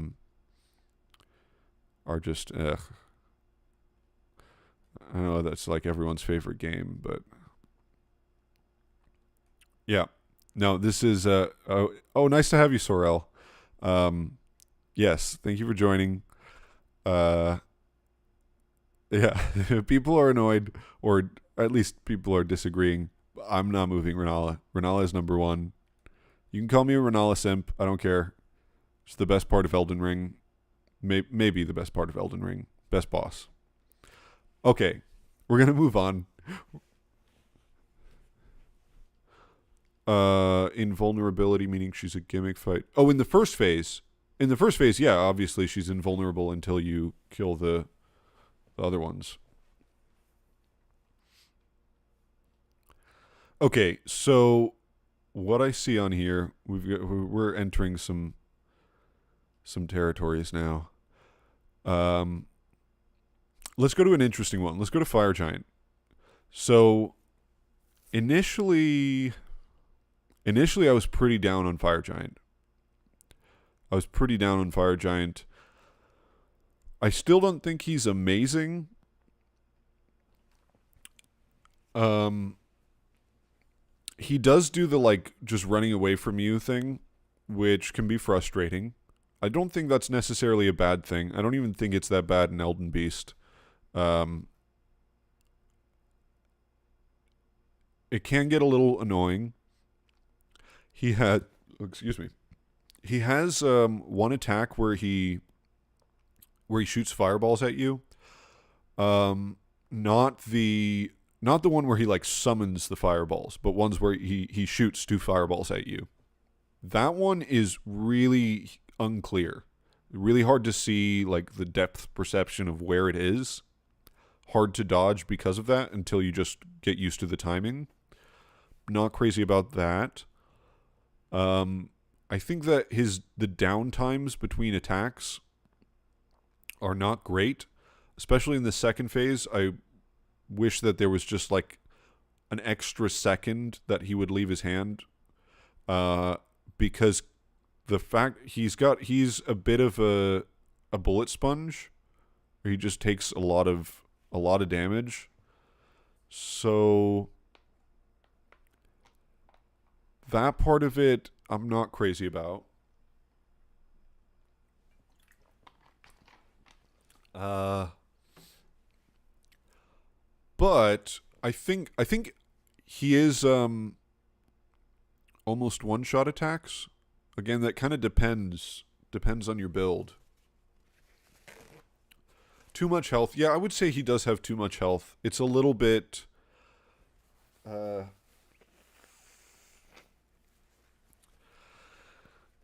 it's a little annoying. It's a little annoying. Um I think he's one big difference. I think maybe more than with any other boss in the game. He feels very different whether you're playing him solo or with spirits or with summons. I think he works way better solo. He works way better solo and with Torrent.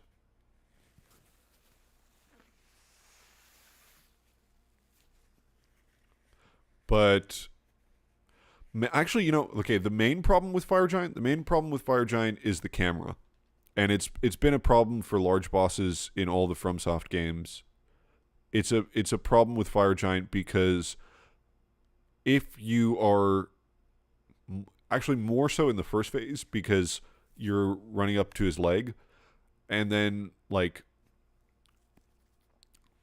trying to see what he's doing while also hitting his leg. Like, okay, yes, obviously you can play unlocked and put yourself in a really weird camera angle. It's not an ideal way to do something like that. It is a pretty decent boss.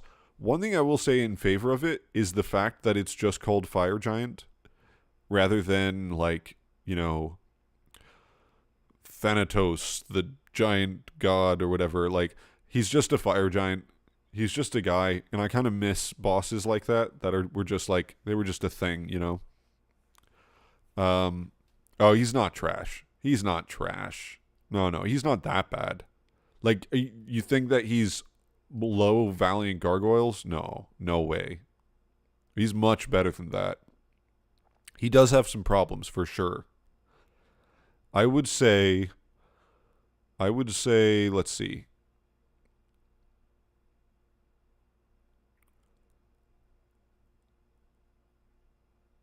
I would say about here.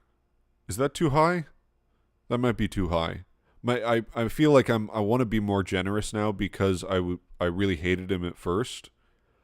And now I've come around on him a bit.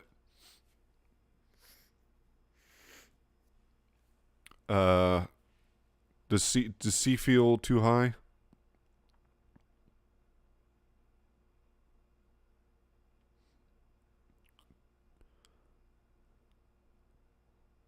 I feel like I enjoyed him more than Dragonkin. I don't know if he's B. I don't know if he's better than Margit. It's certainly like it's a very cool fight. I think mid C. His size pushes him to B plus. No, I'm not moving Valiant Gargoyles. That's ridiculous. They're awful. C is sounds about right. Put him right in the middle, basically. Yeah. Good. A lot of good stuff. Great spectacle. Cool. I mean, it is a very cool design. I really like that design, and it's basically cut Demon Souls design, so that's great. But some problems. Okay, I'm pretty happy with that. How about Mimic Tier? I'm assuming that's what that is, right?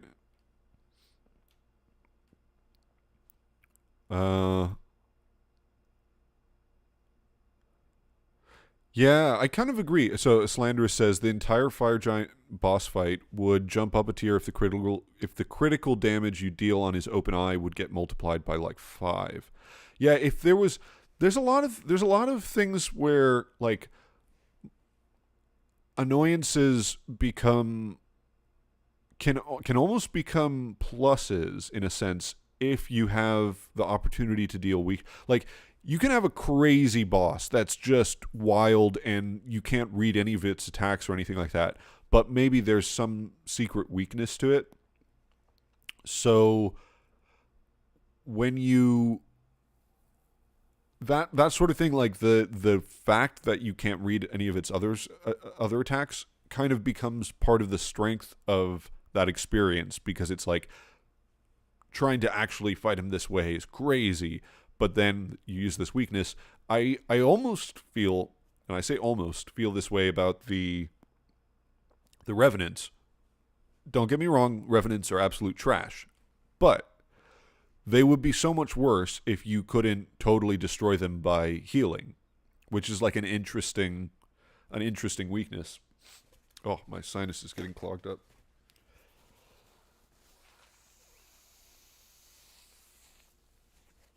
Sorry, I got to drink some water. Yeah. So if Fire Giant had like a weakness like that, because it doesn't like, and this is actually a problem with a lot of the enemies and bosses, is visceral attacks are often just not that great. They're just not that great. You usually get, depending on what you're using, like you usually get a lot more bang for your buck out of just doing R1 spamming. Don't say the R word. Uh, what is my favorite boss ever? Um,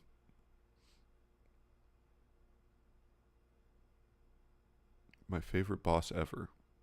Is that in like any game?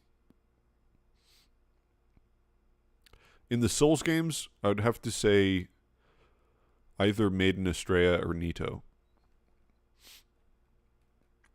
Or Gale. Okay, let's do Estelle. Oh wait, no, we were gonna do God damn it. We were gonna do Mimic Tier. That's what we were doing. Mimic Tier. So there is the fact that you can totally just cheese this fight, right? Like you can just take off all your weapons and armor.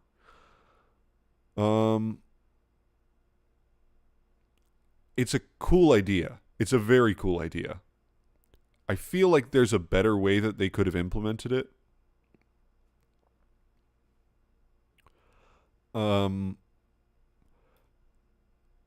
Definitely, like, that's a huge problem. The fact that you can just totally. I guess the thing is, though, like, well, that's something that you learn. You learn once you do it. Like, the first time that you fight Mimic Tier, you don't know that. So, on a first playthrough. I mean, the thing is, the NPC fights are just not that great. So, it's still just an NPC fight. Needs to be stronger. Yeah. Stronger. That's possibly it. I'm gonna say. There's nothing in E right now, and that feels a little bit low. But the fact that you can just totally cheese it. I mean, the thing is, like, I would rather that they do unusual concepts, even if they don't always work out. I would rather that they do more of things like that than more action bosses. I would rather they keep it, like, go for variety rather than, even if that doesn't always work out. So just on principle, I like it, but yeah, it's not great.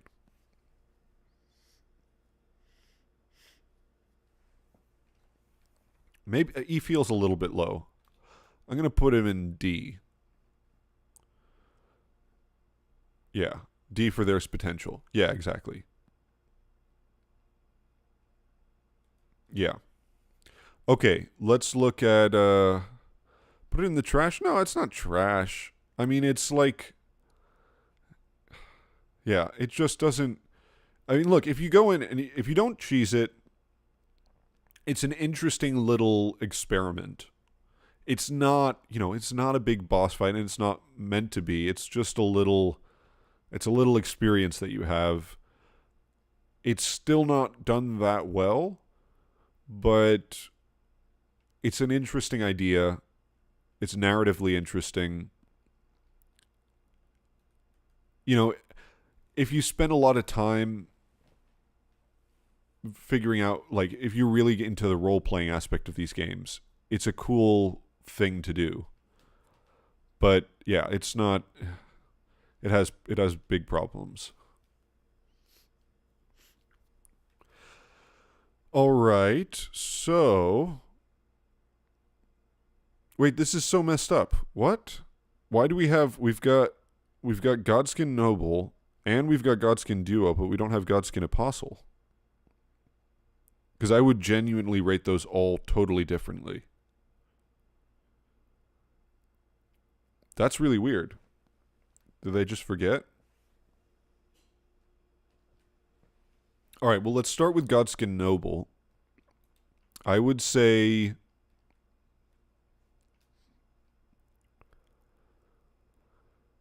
So it's weird to me that they're so susceptible to sleep because I have no context for why that makes sense, and there's nothing to indicate that they would be. So in theory, like what I was just saying about the weakness thing, like yeah, they do have a serious weakness, but why? Like I have no idea why they're susceptible to sleep. That doesn't make any sense to me. Except that is something like something about purple and death. No idea. So that's weird.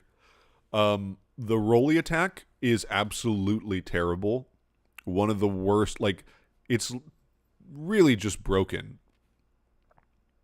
Like in particular, the one where they just start doing it from essentially T posing. It's just like T pose next frame rolling.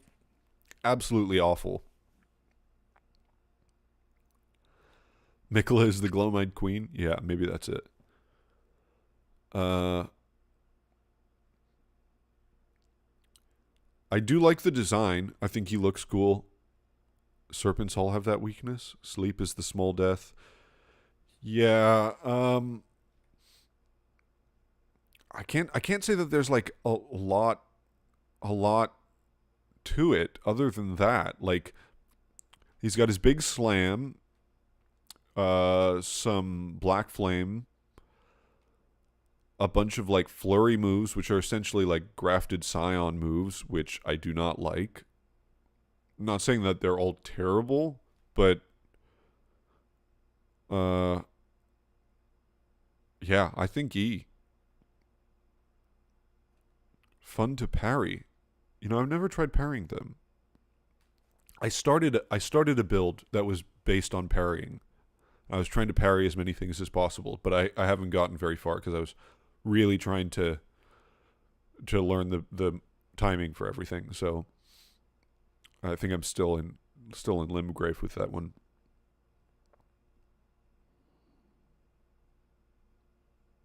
Ornstein's glitchy dash attack. Yeah, it's kind of similar to that. Oh, the apostle is way better. The apostle I would put like I would almost put it in A. Maybe not that high up, but apostle is miles better.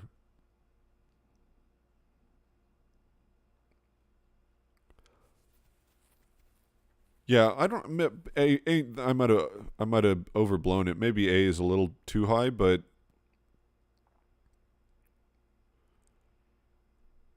see, like personally, I just had so much fun fighting Magma Worm that I feel like almost all of these, I had less fun fighting them. So it feels weird to me. But I would probably put him somewhere in B. Actually, I don't think there's any problems with Apostle. I think uh, I haven't fought him that many times, and I won't say that it was like really difficult in any of them. So I don't. Maybe I would notice some frustrating things if I was playing him super under leveled or something. But I thought he was great. I thought he was great. Yeah, probably B. Like maybe high B.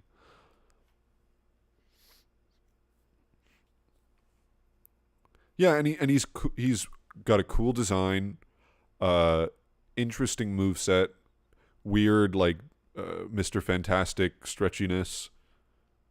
It's great.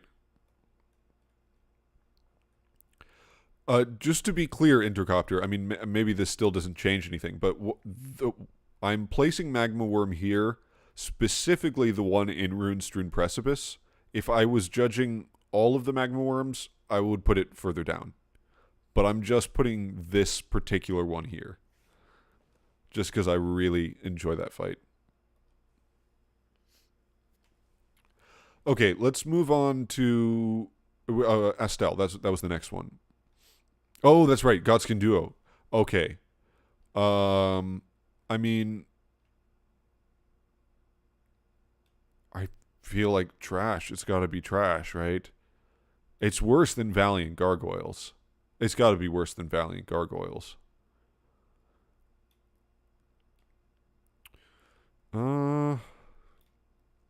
This is one of those things where like it depends so much on the difficulty, on like how I think if you're sufficiently leveled, the actual gameplay of the fight isn't, well, no, it's pretty bad. It's pretty bad. This isn't like Ornstein and Smo. It's a much worse version. It's a much worse version of Ornstein and Smo. There isn't like an interesting way that they interact with each other. Because they're both fast. And they both have ranged attacks. And they both have poise-breaking attacks and super close melee attacks. There isn't really, like, visually, you think that one is... Actually, Noble is the faster one. Yeah. So they did, I think it was version 0.06, where they changed some of the AI for multi-bosses. And I think now it's considerably easier than it was before then. A lot of them are like, oh, the what do you call it? The Rotten Crystallian trio. That was so bad. And now it's actually almost like a joke because of the AI changes. So some of the AI they've changed that has really screwed up those, or, well, improved maybe, but screwed up the original design of those boss fights. I am still more annoyed by Red Wolf. So I'm going to put them trash, but I'll put them above Red Wolf. I think you get... Bernal can help you. You do have the option to use sleep pots. It's really not... like, it feels like a chore, but it doesn't feel insulting, which is what I would say the Red Wolf is.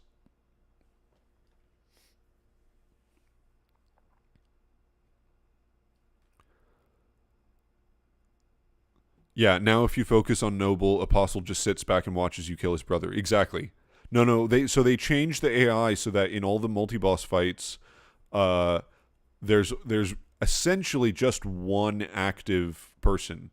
And it's kind of crazy how there's several fights that are totally changed. I actually think like the Crystallian duo, the one that's in the Raya Lucaria crystal tunnel place.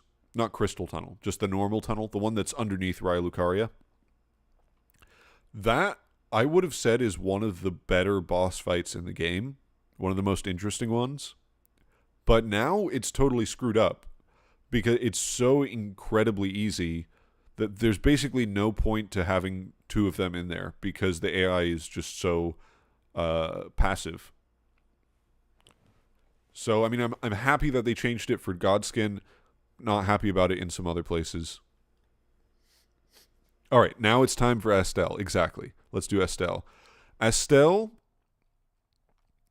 terrible telegraph on the laser. There's no way to tell when he's going to shoot that. You just have to see it. And I hate attacks that you have to see in order to predict. Like you have to see it happen before you can predict it. There's no way to judge it from the telegraph.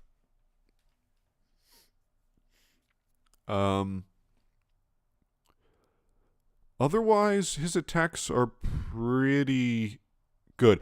I really hated him as at first because I was playing Dark Souls style where I want to get around him. And that automatically triggers his he does all the giant waves attacks. If you fight him head on, it's kind of like mini Midir. That's kind of the idea. Um, he's cool looking. There's something a little bit too edgelordy about his design that I'm not like crazy about his design. I like that it's very different. I would not say S tier. I would not say S tier. I think he's a fine fight. Um,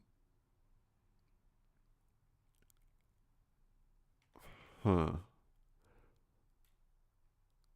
Yeah, I would probably say B. I would probably say B, even though there's something about his design that kind of bugs me. There's something about his design, like I like the fact that it goes full alien, essentially, but yeah, there's something a little it's a little too Bloodborne, like like it's trying to be cool almost. Uh,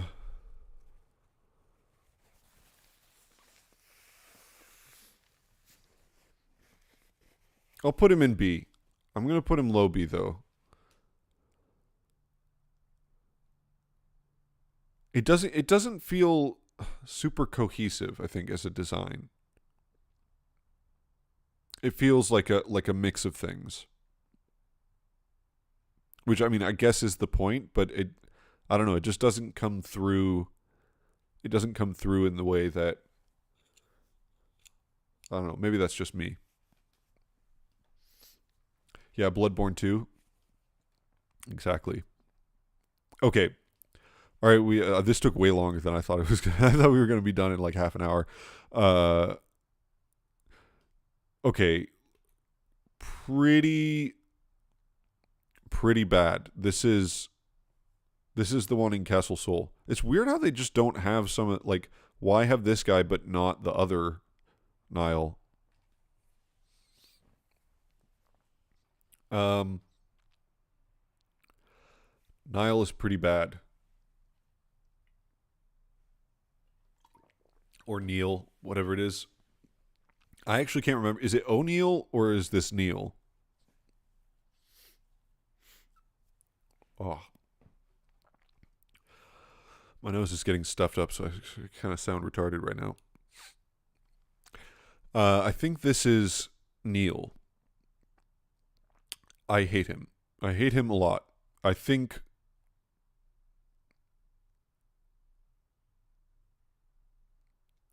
Oh man. You know what I'm gonna do? Okay. Here's what I'm gonna do. I'm gonna do this. I'm gonna do that because this is just like a special level. This is a special level of just hate. This is just a tier of hate. I'm not necessarily saying that they're worse than the ones in F tier. Like, they're all bad. They're all bad. But I'm just going to get this separate level here for hate. I think that's a bit better for what's going on. I think that makes more sense. Like, this guy, it's pretty terrible. It's not the worst boss. It's not the worst boss. It is. There are like, why do you have an AOE that covers probably like 80% of the boss arena? That's and then also on top of all of that, like to have the two spirits, it's just I don't see it, and he's lame. Like he's not a cool guy. He's not a cool guy. I'm fighting some like anime cripple. It's not a fun fight.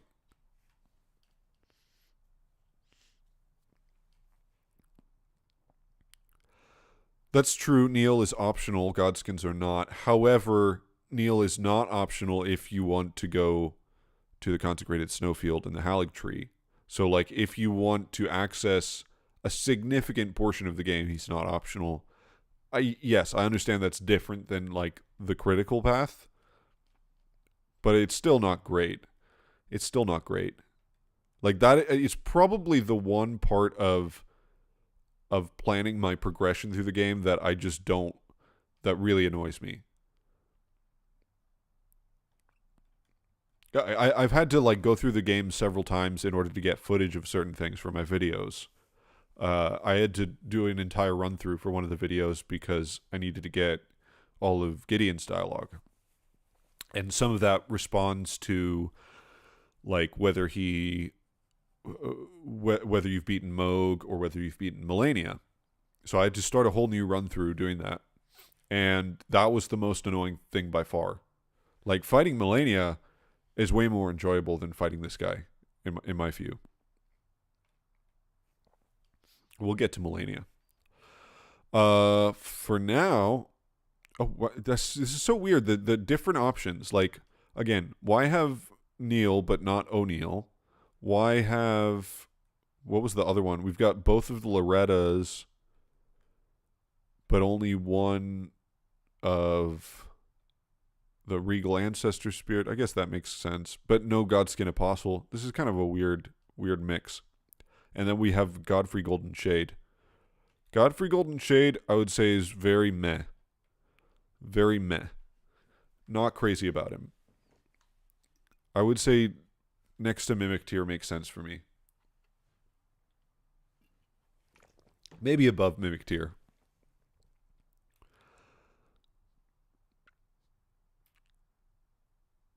You know, I will say about it, I do like the fact that it's so unexpected. You just, like, you walk into a room and then suddenly Godfrey is there. So, I'll put him there.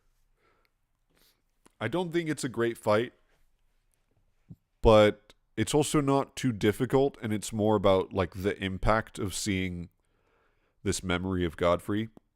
So on that front, yeah, I feel like that's, I dislike Fortis X more, but there's also more to like about Fortis X. I feel like that's fair.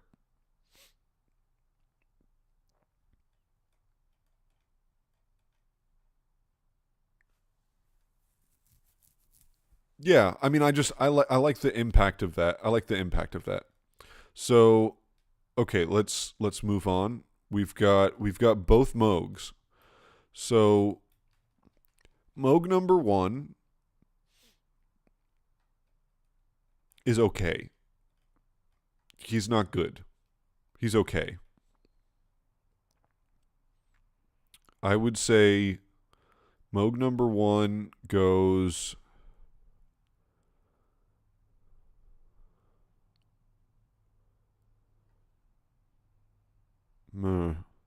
he's very meh too.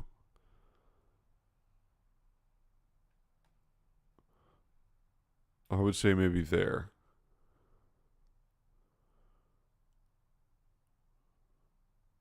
I would say about there. I think Loretta is more interesting than Moog number 1.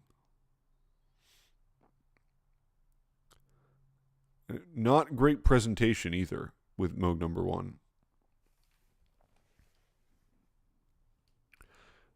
But Moog number 1 isn't the interesting one. Moog number 2 is awful. He is awful. And I'm going to say he actually belongs in the hate category.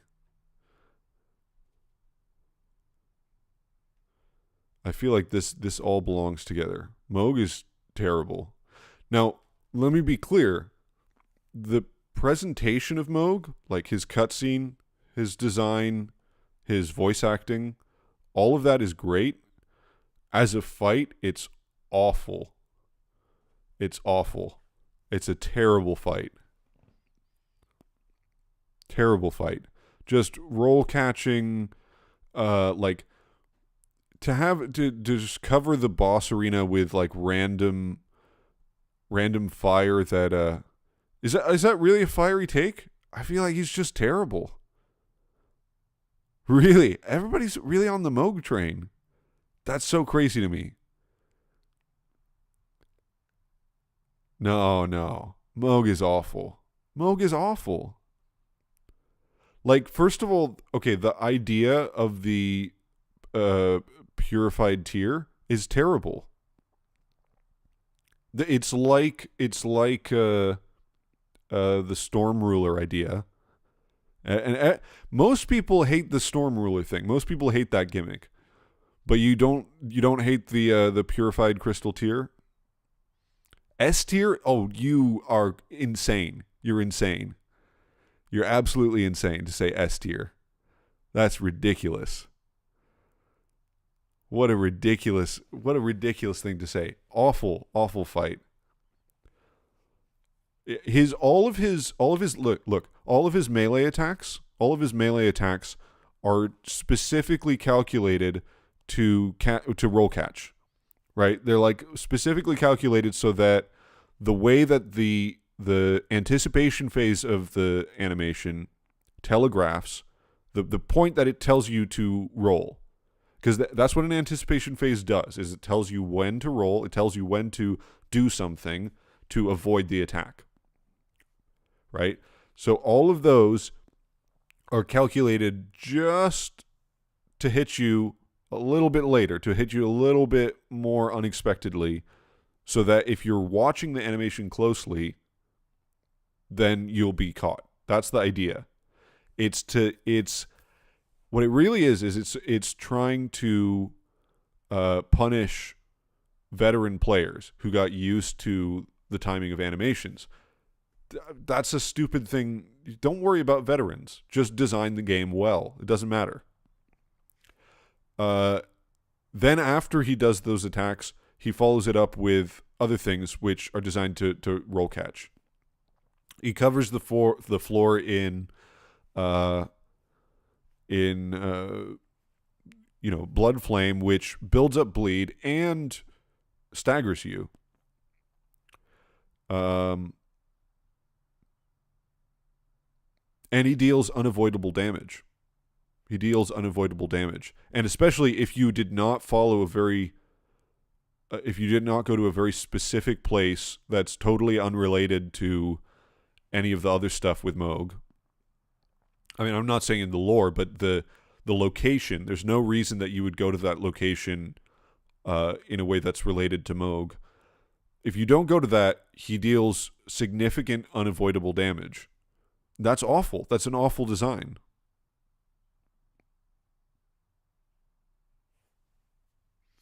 You could say the same about Margit. Yeah, and that's why I do almost feel that Margit is a little bit too high, but yeah, he might be a little too high. I actually had more fun with Draconic Tree Sentinel than I did with Margit, but I think his role in the game makes more sense.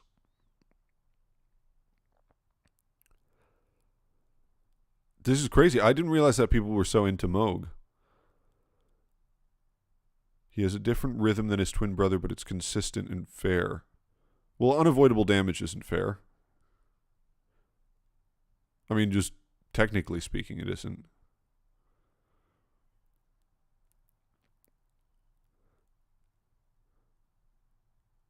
Yeah, I mean, look, you can get good at any game. Here's the thing about get good. You can get good at any game. There is no game that you can't get good at. It doesn't matter how bad it is. And if you what was that game? There was like some ET game that would literally like glitch out. It doesn't matter. You can learn how a game works and get good at it. That doesn't mean it's a good game. You can get good at any game. If you get good at something which is badly designed, you might start to think that, oh, well, it's fine because it's so easy for me. Like, that's not a problem.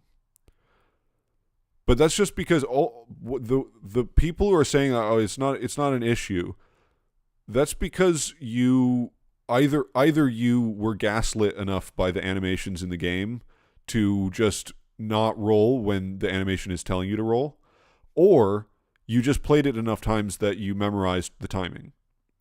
And neither of those are, that's not good design. Like the point of an animation is to, the point of an attack animation is to convey information to you as the player. Otherwise, why have an animation? Like, why not just have him like do sudden strikes? Yeah, no, Moog is awful. Moog is awful. I mean, honestly, because he is one of the shard bearers, like he's an important boss, I almost want to put him at the very bottom, but out of respect, I'll leave him at the top of the hate category. Ridiculous. Can't believe this. Maybe I'll fight Moog on stream and just point out all the issues with him.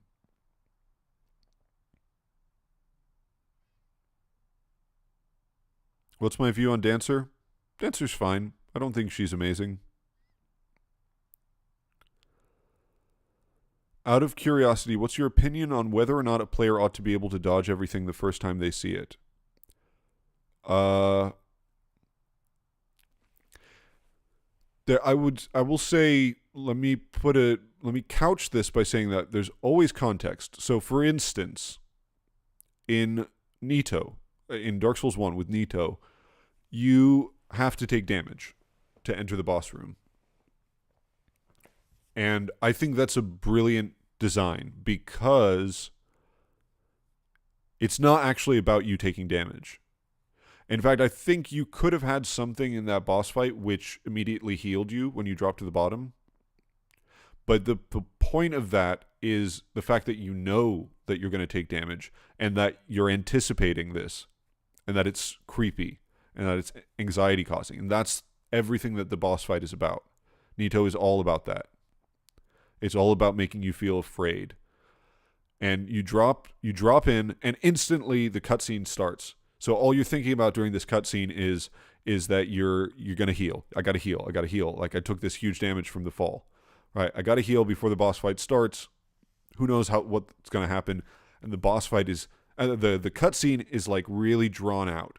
It just takes its sweet time and it just shows Nito like slowly emerging from the coffin and he's this creepy skull guy. And then the cutscene ends. You're like, okay, I gotta heal. And then nothing happens because Nito's just taking his sweet time getting to you. Like the whole thing, and it's got these creepy like jump scare noises in the soundtrack, except it's actually just part of the music. So the unavoidable damage in that context is it's serving a function that works to like the cohesion of what that boss fight is supposed to be about. So there's always context. Now, yeah, no, to be fair, I mean, I realize what this sounds like. Criticizes Moog for unavoidable, immediately defends Nito. Yeah. I don't think that is to the benefit of Moog's boss fight. I don't think that's there isn't a clear point to Moog's boss fight in the way that there is to Nito's. Like Nito's is about making you feel afraid. That everything in the boss fight, the music, the sound effects, the gameplay, the entrance, all of that is about making you feel afraid. Moog, what is Moog about? It doesn't have that kind of clear idea behind it.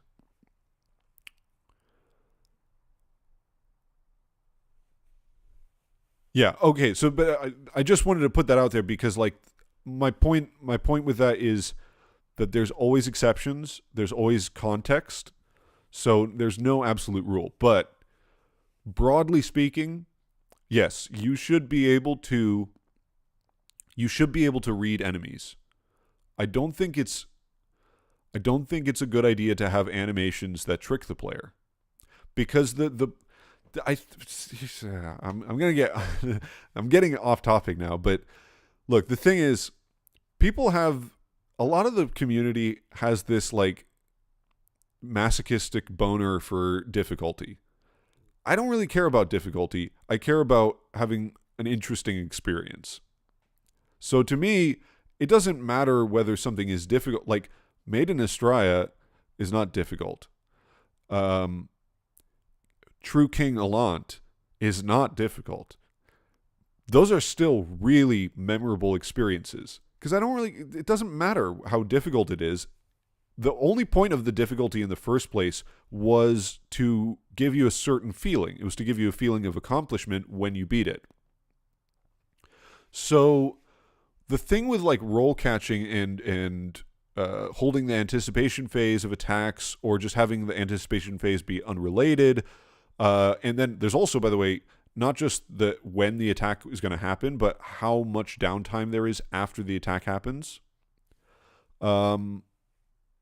All of that, like,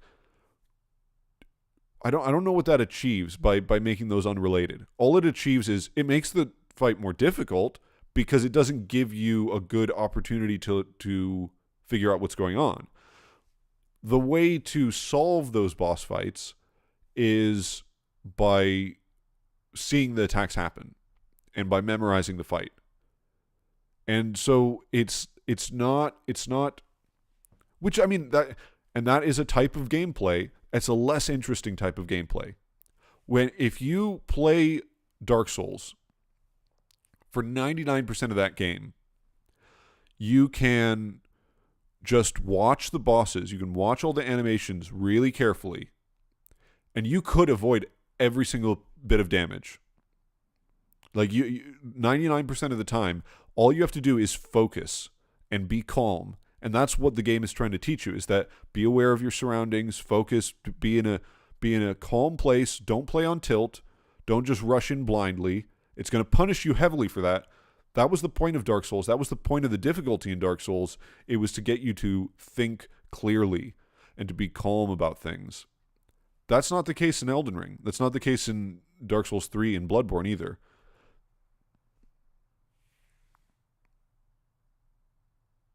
Can't the Souls games have room for both brutally hard bosses and bosses that serve an experience above all else? Yeah, absolutely. Absolutely. You can have super hard, and you can have super easy as well. It all depends on the context. The point is, like, what is delaying? Take like Margit's delayed anticipation phase with that one attack that he holds forever. What is that doing?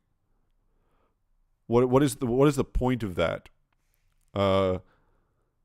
It's not teaching you to watch. It's not teaching you to watch the animation. It's teaching you to memorize how long it takes for this animation to conclude. It's teaching you to just like, well, okay. It's teaching you that basically the game isn't trying to be that fair. It's trying... The way to play is that you're going to die, whether you want to or not, and that you're going to take those hits, and it's the same with like crazy flurry attacks and all of that stuff. All of this, the more action elements that they've leaned on in the more recent installments. You can make things difficult without going more actiony. So I think, yes, animations, this is just like principles of good animation. And obviously there's exceptions, but every attack animation is divided into 3 phases. You have an anticipation phase, an action phase, and a wind down. And the anticipation phase, the timing of that phase determines when the attack happens and how long the wind down is. And that's information that's supposed to communicate to the player so that players will observe and they'll know how to respond to the situation. If the anticipation phase doesn't communicate that, then what's the point of watching the animation? What's the point of designing it in a certain way? The player just feels like, well, now any strategy is the same. It's all equal. It's all just random.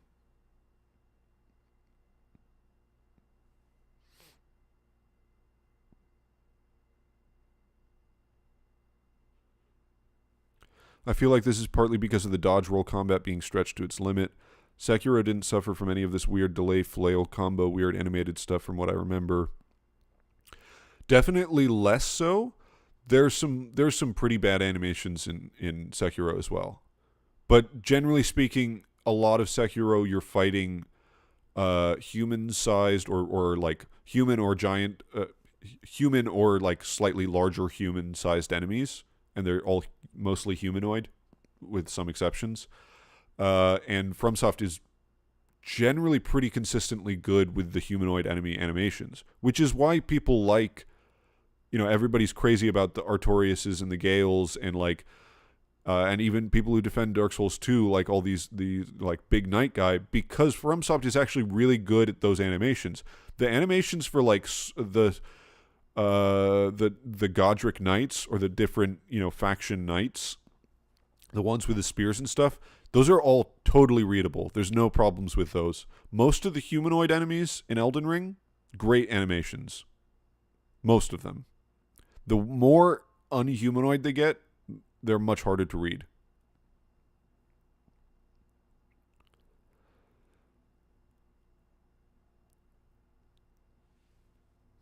Okay, we're going to go on. We're going to go on. My man Margit having a whole tea time in the air with that hammer. Yeah. Yeah, exactly. Okay. We've only got a couple left. So we did the Golden Shade Godfrey. Now we're on to real Godfrey. I would say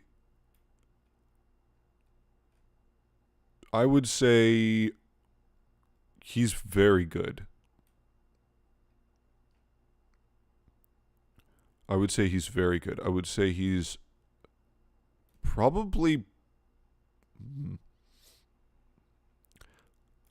Man, I don't know if I want Malekith to be up here.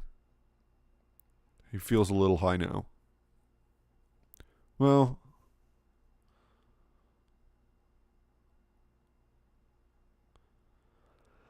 yeah, I think I have to move him down because of Gurrank. I don't think Gurrank is good.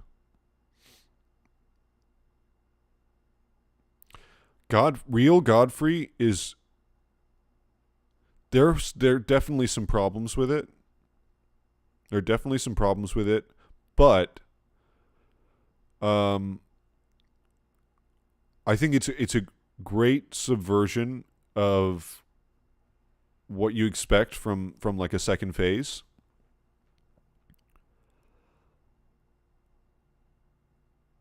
It's a great hot take. Extended input buffering and input reading and delayed inputs. Elden Ring feels the most unresponsive out of all the Souls games. I don't think I would put it like that. There is definitely something weird with the input buffer, or the input queue, the way it registers certain things and not others. I actually think that on the player end, Elden Ring has the best. I'm gonna use this awful cringy word, but the best game feel. Like it feels great to control your player in Elden Ring. The problems, in my view, are all on the enemy end. Yeah, so Godfrey is great. Hoaraloo is just so fun, and he can definitely be really frustrating. But I think he's great. I think that transition is fantastic. The narrative element of it, the visual element, the idea that, I mean, just the idea of him fighting as like this sort of more calm warrior, and then really going crazy and like becoming a Mortal Kombat villain. The animations, the Hoaraloo animations, are really fun. I can't honestly, like, it's not super clear in my mind now, so I might be looking on it with a little bit of rose tinted glasses, but I feel like A is pretty decent. Also, some really fun bits in the soundtrack for Hoaraloo specifically.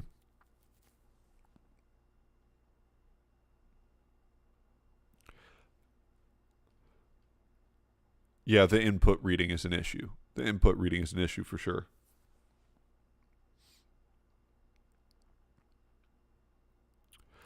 All right. We've got two left. So, Melania. Uh, Controversial boss. Here's my thoughts on Melania. Most of Melania is a very good boss. Most of Melania. There's two main problems. One is Waterfowl Dance. Waterfowl Dance is not a good attack. I don't care if there's a way that you can solve it. Like I said, you can get good at anything. Doesn't mean it's good. Waterfowl Dance is a bad attack. For me, the biggest problem with Melania is the health regain. And especially the fact that the health regain works through shields. Because it's like the game, again, it's about what the game communicates and how you respond to it. So, if you're fighting someone with a thin sword who regains health every time they hit you, then your obvious answer to that problem is, oh, well, I'm going to use a giant shield to block those attacks. That's the way to get through that. The fact that doesn't stop her from regaining health, and that she that doesn't make any sense either. How that's supposed to happen in the narrative. That's a big problem for me. Yeah, I mean the idea of the health regain thing in principle can be interesting. That could make you approach the fight in a different way. But because of things like Waterfowl Dance and the general difficulty of the fight, I feel like it encourages you to look for really cheesy ways to approach it. It's basically a Sekiro boss fight in a game that isn't Sekiro.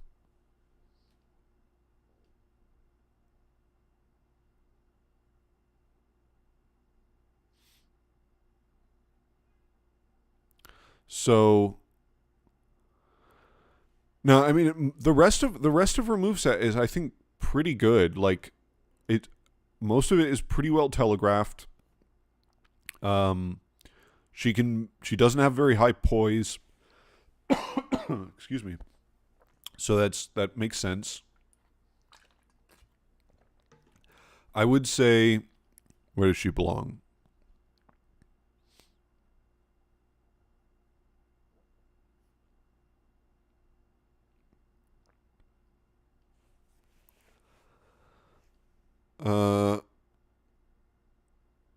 Where does she belong? I don't know. It's so all over the. If it wasn't for Waterfowl Dance and if it wasn't for the shield thing, I would put her probably in A.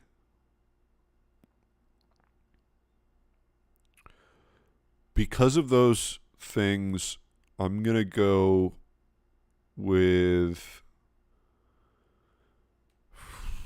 Oh man.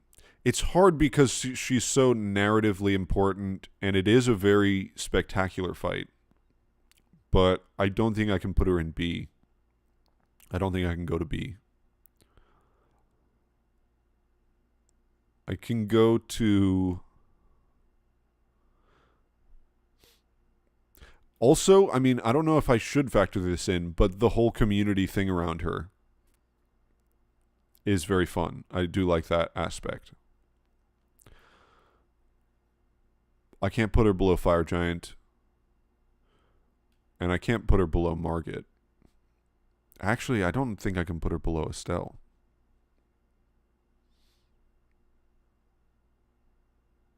Is this for real? Let me solo her? If that is, that's how's it going, man? I don't know if that's if this is the real let me solo her.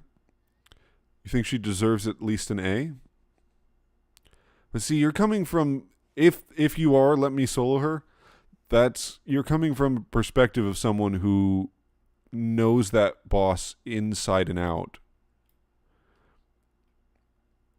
You're so far removed from the first time experience of it.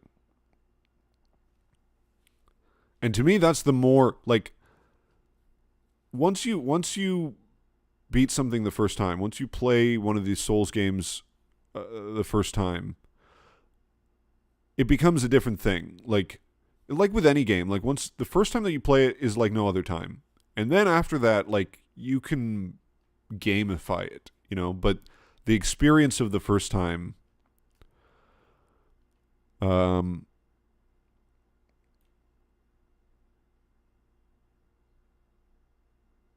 I'm going to put her in B with caveats. I'm still going to put Magmore above her.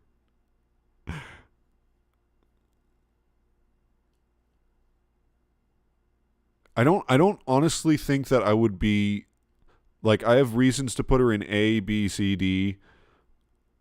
I would not be comfortable putting her in S, and I would not be comfortable putting her below that, but I can kind of see an argument for anything. I'll be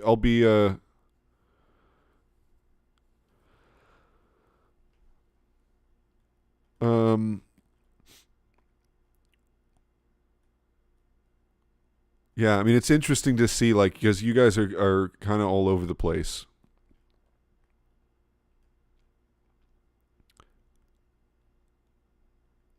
Yeah.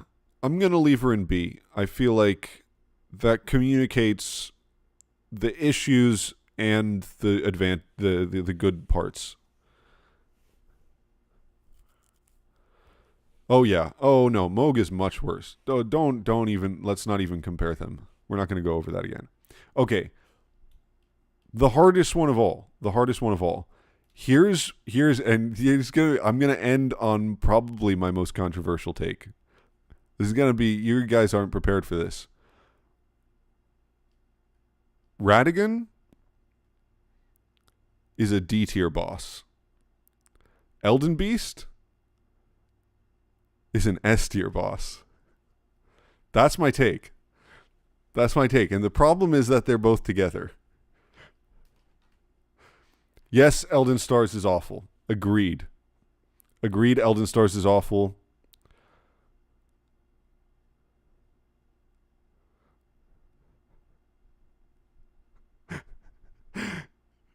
Let's hear it. Let's hear it.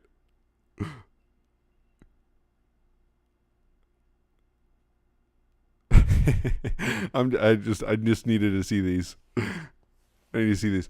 All right, maybe I might have exaggerated a little bit, but Elden Beast is a much better boss than Radigan. I'm completely serious about that. I'm serious about that. Radigan Radigan is a bad boss. Now the music is good. Um his every single attack that he does is an AoE. I guess he does like a couple just normal hammer hits that are usually combined into combos with AoEs. Every single attack is an AoE. They all look the same. They all he teleports. No telegraphing of like where or when he's going to teleport. It just happens basically through input reading. Terrible boss. Incredibly boring as well. Oh, I know you guys aren't going to be happy with this one. I know that. Oops. I know you aren't happy with this one. Um, Elden Beast. Now, Elden Beast. Okay, here's the problems with Elden Beast. Here's the big problems. Elden Stars is a problem. It is awful, and that's probably the worst thing about Elden Beast. The running around thing. I'll tell you that about half the time I got slightly annoyed with it, and the other half of the time, so probably like 3 out of the 6 times that I fought him, it was slightly annoying. Really, well, I don't know. It didn't really bother me that much. The other times, he really doesn't do it that much. I think there is an AI thing. So depending on, and I also suspect that it has to do with if you have summons in or not. If you don't have any summons, I don't think he does it that much. That's been my experience at least. Thank you. Let me solo her. You're not going to bribe me with that, though. I'm not. I'm not changing. I'm not changing this. I take your point about Melania, but I'm not changing anything. But I appreciate it. Thank you. Um, so the running away thing, I really don't think it's that bad. I think it's overblown. I think it's really it's fine, and it gives you a chance to take in the atmosphere of the boss fight. The music for Elden Beast specifically is by far the best music in the game, and one of FromSoft's best tracks. One of FromSoft's best tracks. It's one of FromSoft's best designs for a boss. It's beautiful, and it's also the music is unexpectedly soft and sweet, which juxtaposes with the final boss, which is something that juxtaposition is not something that we've experienced in any other boss fight pretty much. So the fact that it's a beautiful, again, elegance, I think that is so much more valuable in that boss than anything else. The fact that Radigan here's the dirty secret about Radigan. He's not really a character. Like I've been theorizing about Radigan on this channel. I had a whole video about him, and then I also had a crazy theory about him in my Crucible video. There's nothing there. Like compare him to Gwyn, and Gwyn. Everything in the game revolves around Gwyn. Everything in Dark Souls 1 revolves around Gwyn. Like everything feeds into your understanding of who Gwyn is, what his motivations were. You know, this idea of a great ruler, a ruler who was so great that he became a god, essentially. He was a god. And all he wanted was to preserve that legacy. And in doing so, totally corrupted the world, did some horrible things because of that. And now, but there's still a sort of element of like, he sacrificed himself and now he's hollow. And you feel some amount of pity towards him, as well as, like there is a complex characterization of Gwyn there. Radigan? What does Radigan want? Who is he? Like, he's not a character. There's no like emotional impact to that fight. So I mean, and then on Spectacle, like you're fighting in a little like gray arena with no markings. It's not particularly interesting to look at. All of his attacks are just like produce gold explosions, and they're all AoEs. It's not a good fight. It's not a good fight. I know this is hard for you to hear, but it's not a good fight. Elden Beast, on the other hand, it does have some problems. And depending on your experience with the boss, maybe those are big problems, maybe they're smaller problems. Elden Stars is a big problem. Elden Stars is definitely a big problem. It's not exactly unavoidable damage, but it's close enough to be no different. However, it does actually have the only attack in the game that requires you to jump, as far as I'm aware. I don't think you can roll through the Elden Ring attack. Maybe someone can confirm that for me. Would Elden Beast hit as hard for you without the contrast with Radigan? Would it hit as hard without the contrast with Radigan? I don't really know if that plays into it that much. I mean, it's a little weird. Look, one of the weird things about Elden Ring is how you just essentially have a boss rush at the end. Like, once you beat Malekith, there is nothing for you to do except fight Gwydion. Gwydion. That's a character from the Black Cauldron series. To fight Gideon, and then fight Godfrey, who is then Horalu, and then fight Radigan, and then the Elden Beast. There's nothing in between, and that's a very weird that's a very weird pacing for the end of the game. You've definitely rolled through it? Okay. All right, that's fair. That's fair. Uh no, actually that okay, the sword, that's a good point. Like the sword doesn't I don't have any emotional connection to that sword because Radigan isn't a person. Like now you can argue that he's an aspect of America. But again, America is also like describe to me her motivations and how that characterization creates an emotional impact. This is the this is the problem. This is honest. This is the secret problem of Elden Ring. And I love the lore of Elden Ring, and I've been doing this all on my channel.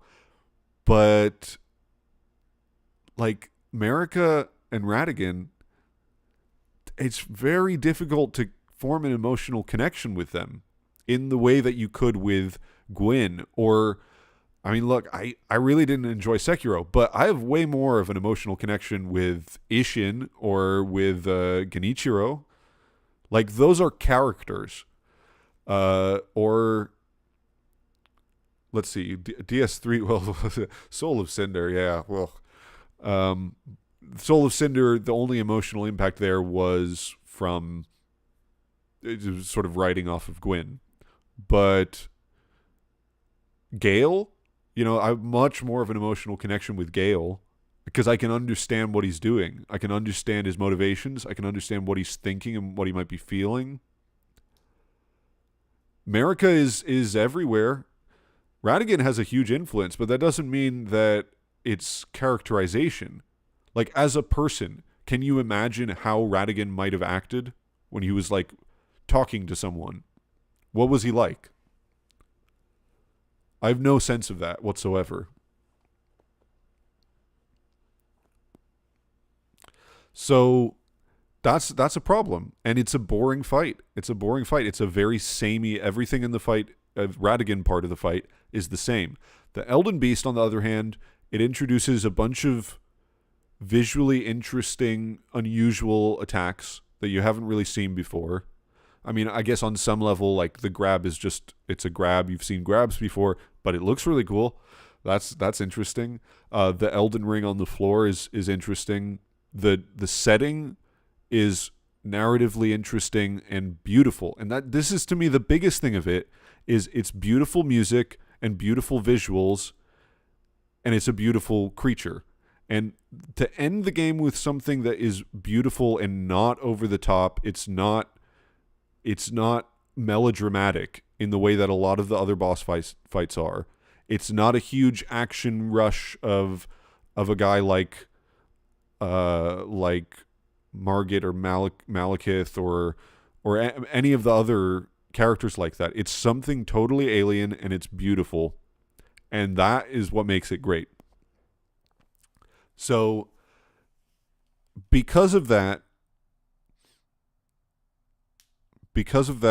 I'm going to put, see, it's so hard because I really don't, it's hard to put those two together.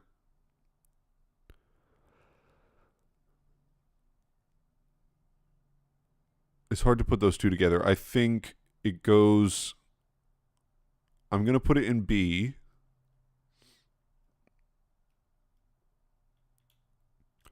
I'm going to put him above Placiducex, though. I'm going to put him in high B. This is like, I have to say, like, I enjoy the mechanical parts of the Souls games. And I enjoy lots of things about the Souls games. I enjoy the whole experience. But that's not the main thing that attracts me about them. Like, that's such a second, the action, the fighting, the combat is such a secondary element. I don't really care about that element that much. Because it's not that complicated. It's really not. It's fairly simple. The basic combat mechanics. And it's not the most interesting part of the game. The most interesting part of at least, let's say, let me put it this way. It's not FromSoft's strength. FromSoft's strength is in its storytelling. It's in the way that it presents something unusual, the way that it presents an experience that you can't get in any other game. So I can get something closer to, let's say, Margit in other games. I can get something close to that. I can get something close to Radigan in other games. I can't get something like Elden Beast in other games. I can't get something like Renala in other games. That's what makes those bosses special.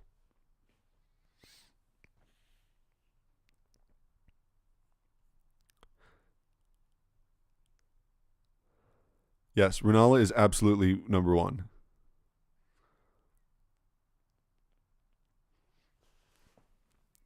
I really don't care about getting good and learning boss move sets. It's so boring to me. It's so boring to learn boss move sets. I really don't care about that.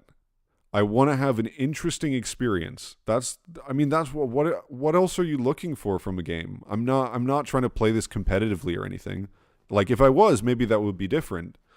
But I'm just trying to enjoy a game. So I'm not in it for some kind of I don't know, some kind of difficulty boner about like a challenge of responding to inputs at the right time. I just don't care about that at all.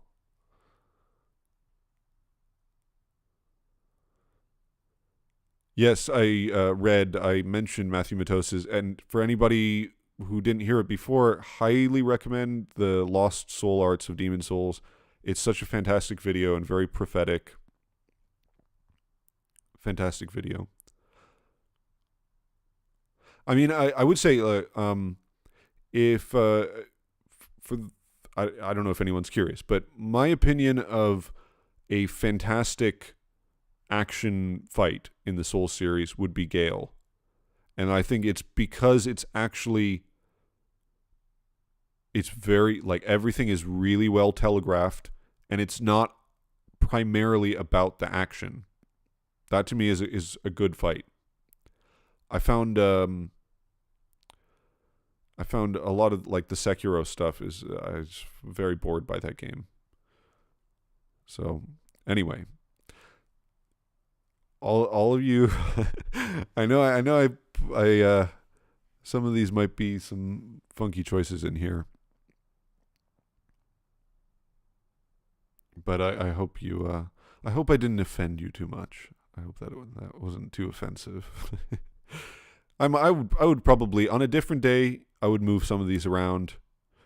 I think the hate category, that's pretty much certain. I would those are hated regardless of whether I'd put them higher or lower. Um, some other things I might move around. A lot of them are mixed bags is the issue. It's hard to judge like something like uh something like Leonine Misbegotten, I think, where I don't really see any problems with that as a boss fight, but it also just doesn't have anything that exciting. There's nothing that interesting. It's hard to judge that against something like Rykard, which can be amazing or terrible depending on your experience, or something like Fire Giant, even, with different, some qualities that are great and some qualities that are not so great. So yeah. Well, anyway, I hope you guys enjoyed enjoyed being on the stream. Maybe I'll do something else next time. I'm working on a video which I have tentatively titled, what did I call it right now? I keep on coming up with a different title. It's going to be called Sex, Death, and False Gods. So that's my next Elden Ring lore video. That's still writing the script for that, so it might be a little while for that. Still revising and re-revising and re-revising my Dark Souls video, so that'll come out on the music of Dark Souls. That'll come out eventually. And for those of you that didn't see, if you're interested at all in the Demon Souls remake or the original Demon Souls. I did a stream a couple days ago on comparing the music, and I hope I did a pretty decent job at explaining some of the specific details of the music. So that might be interesting to those of you that haven't seen it. Anyway, I think that's it for me. I'm going to go eat some food. So thanks for joining me, guys. Appreciate it. And I will see you next time.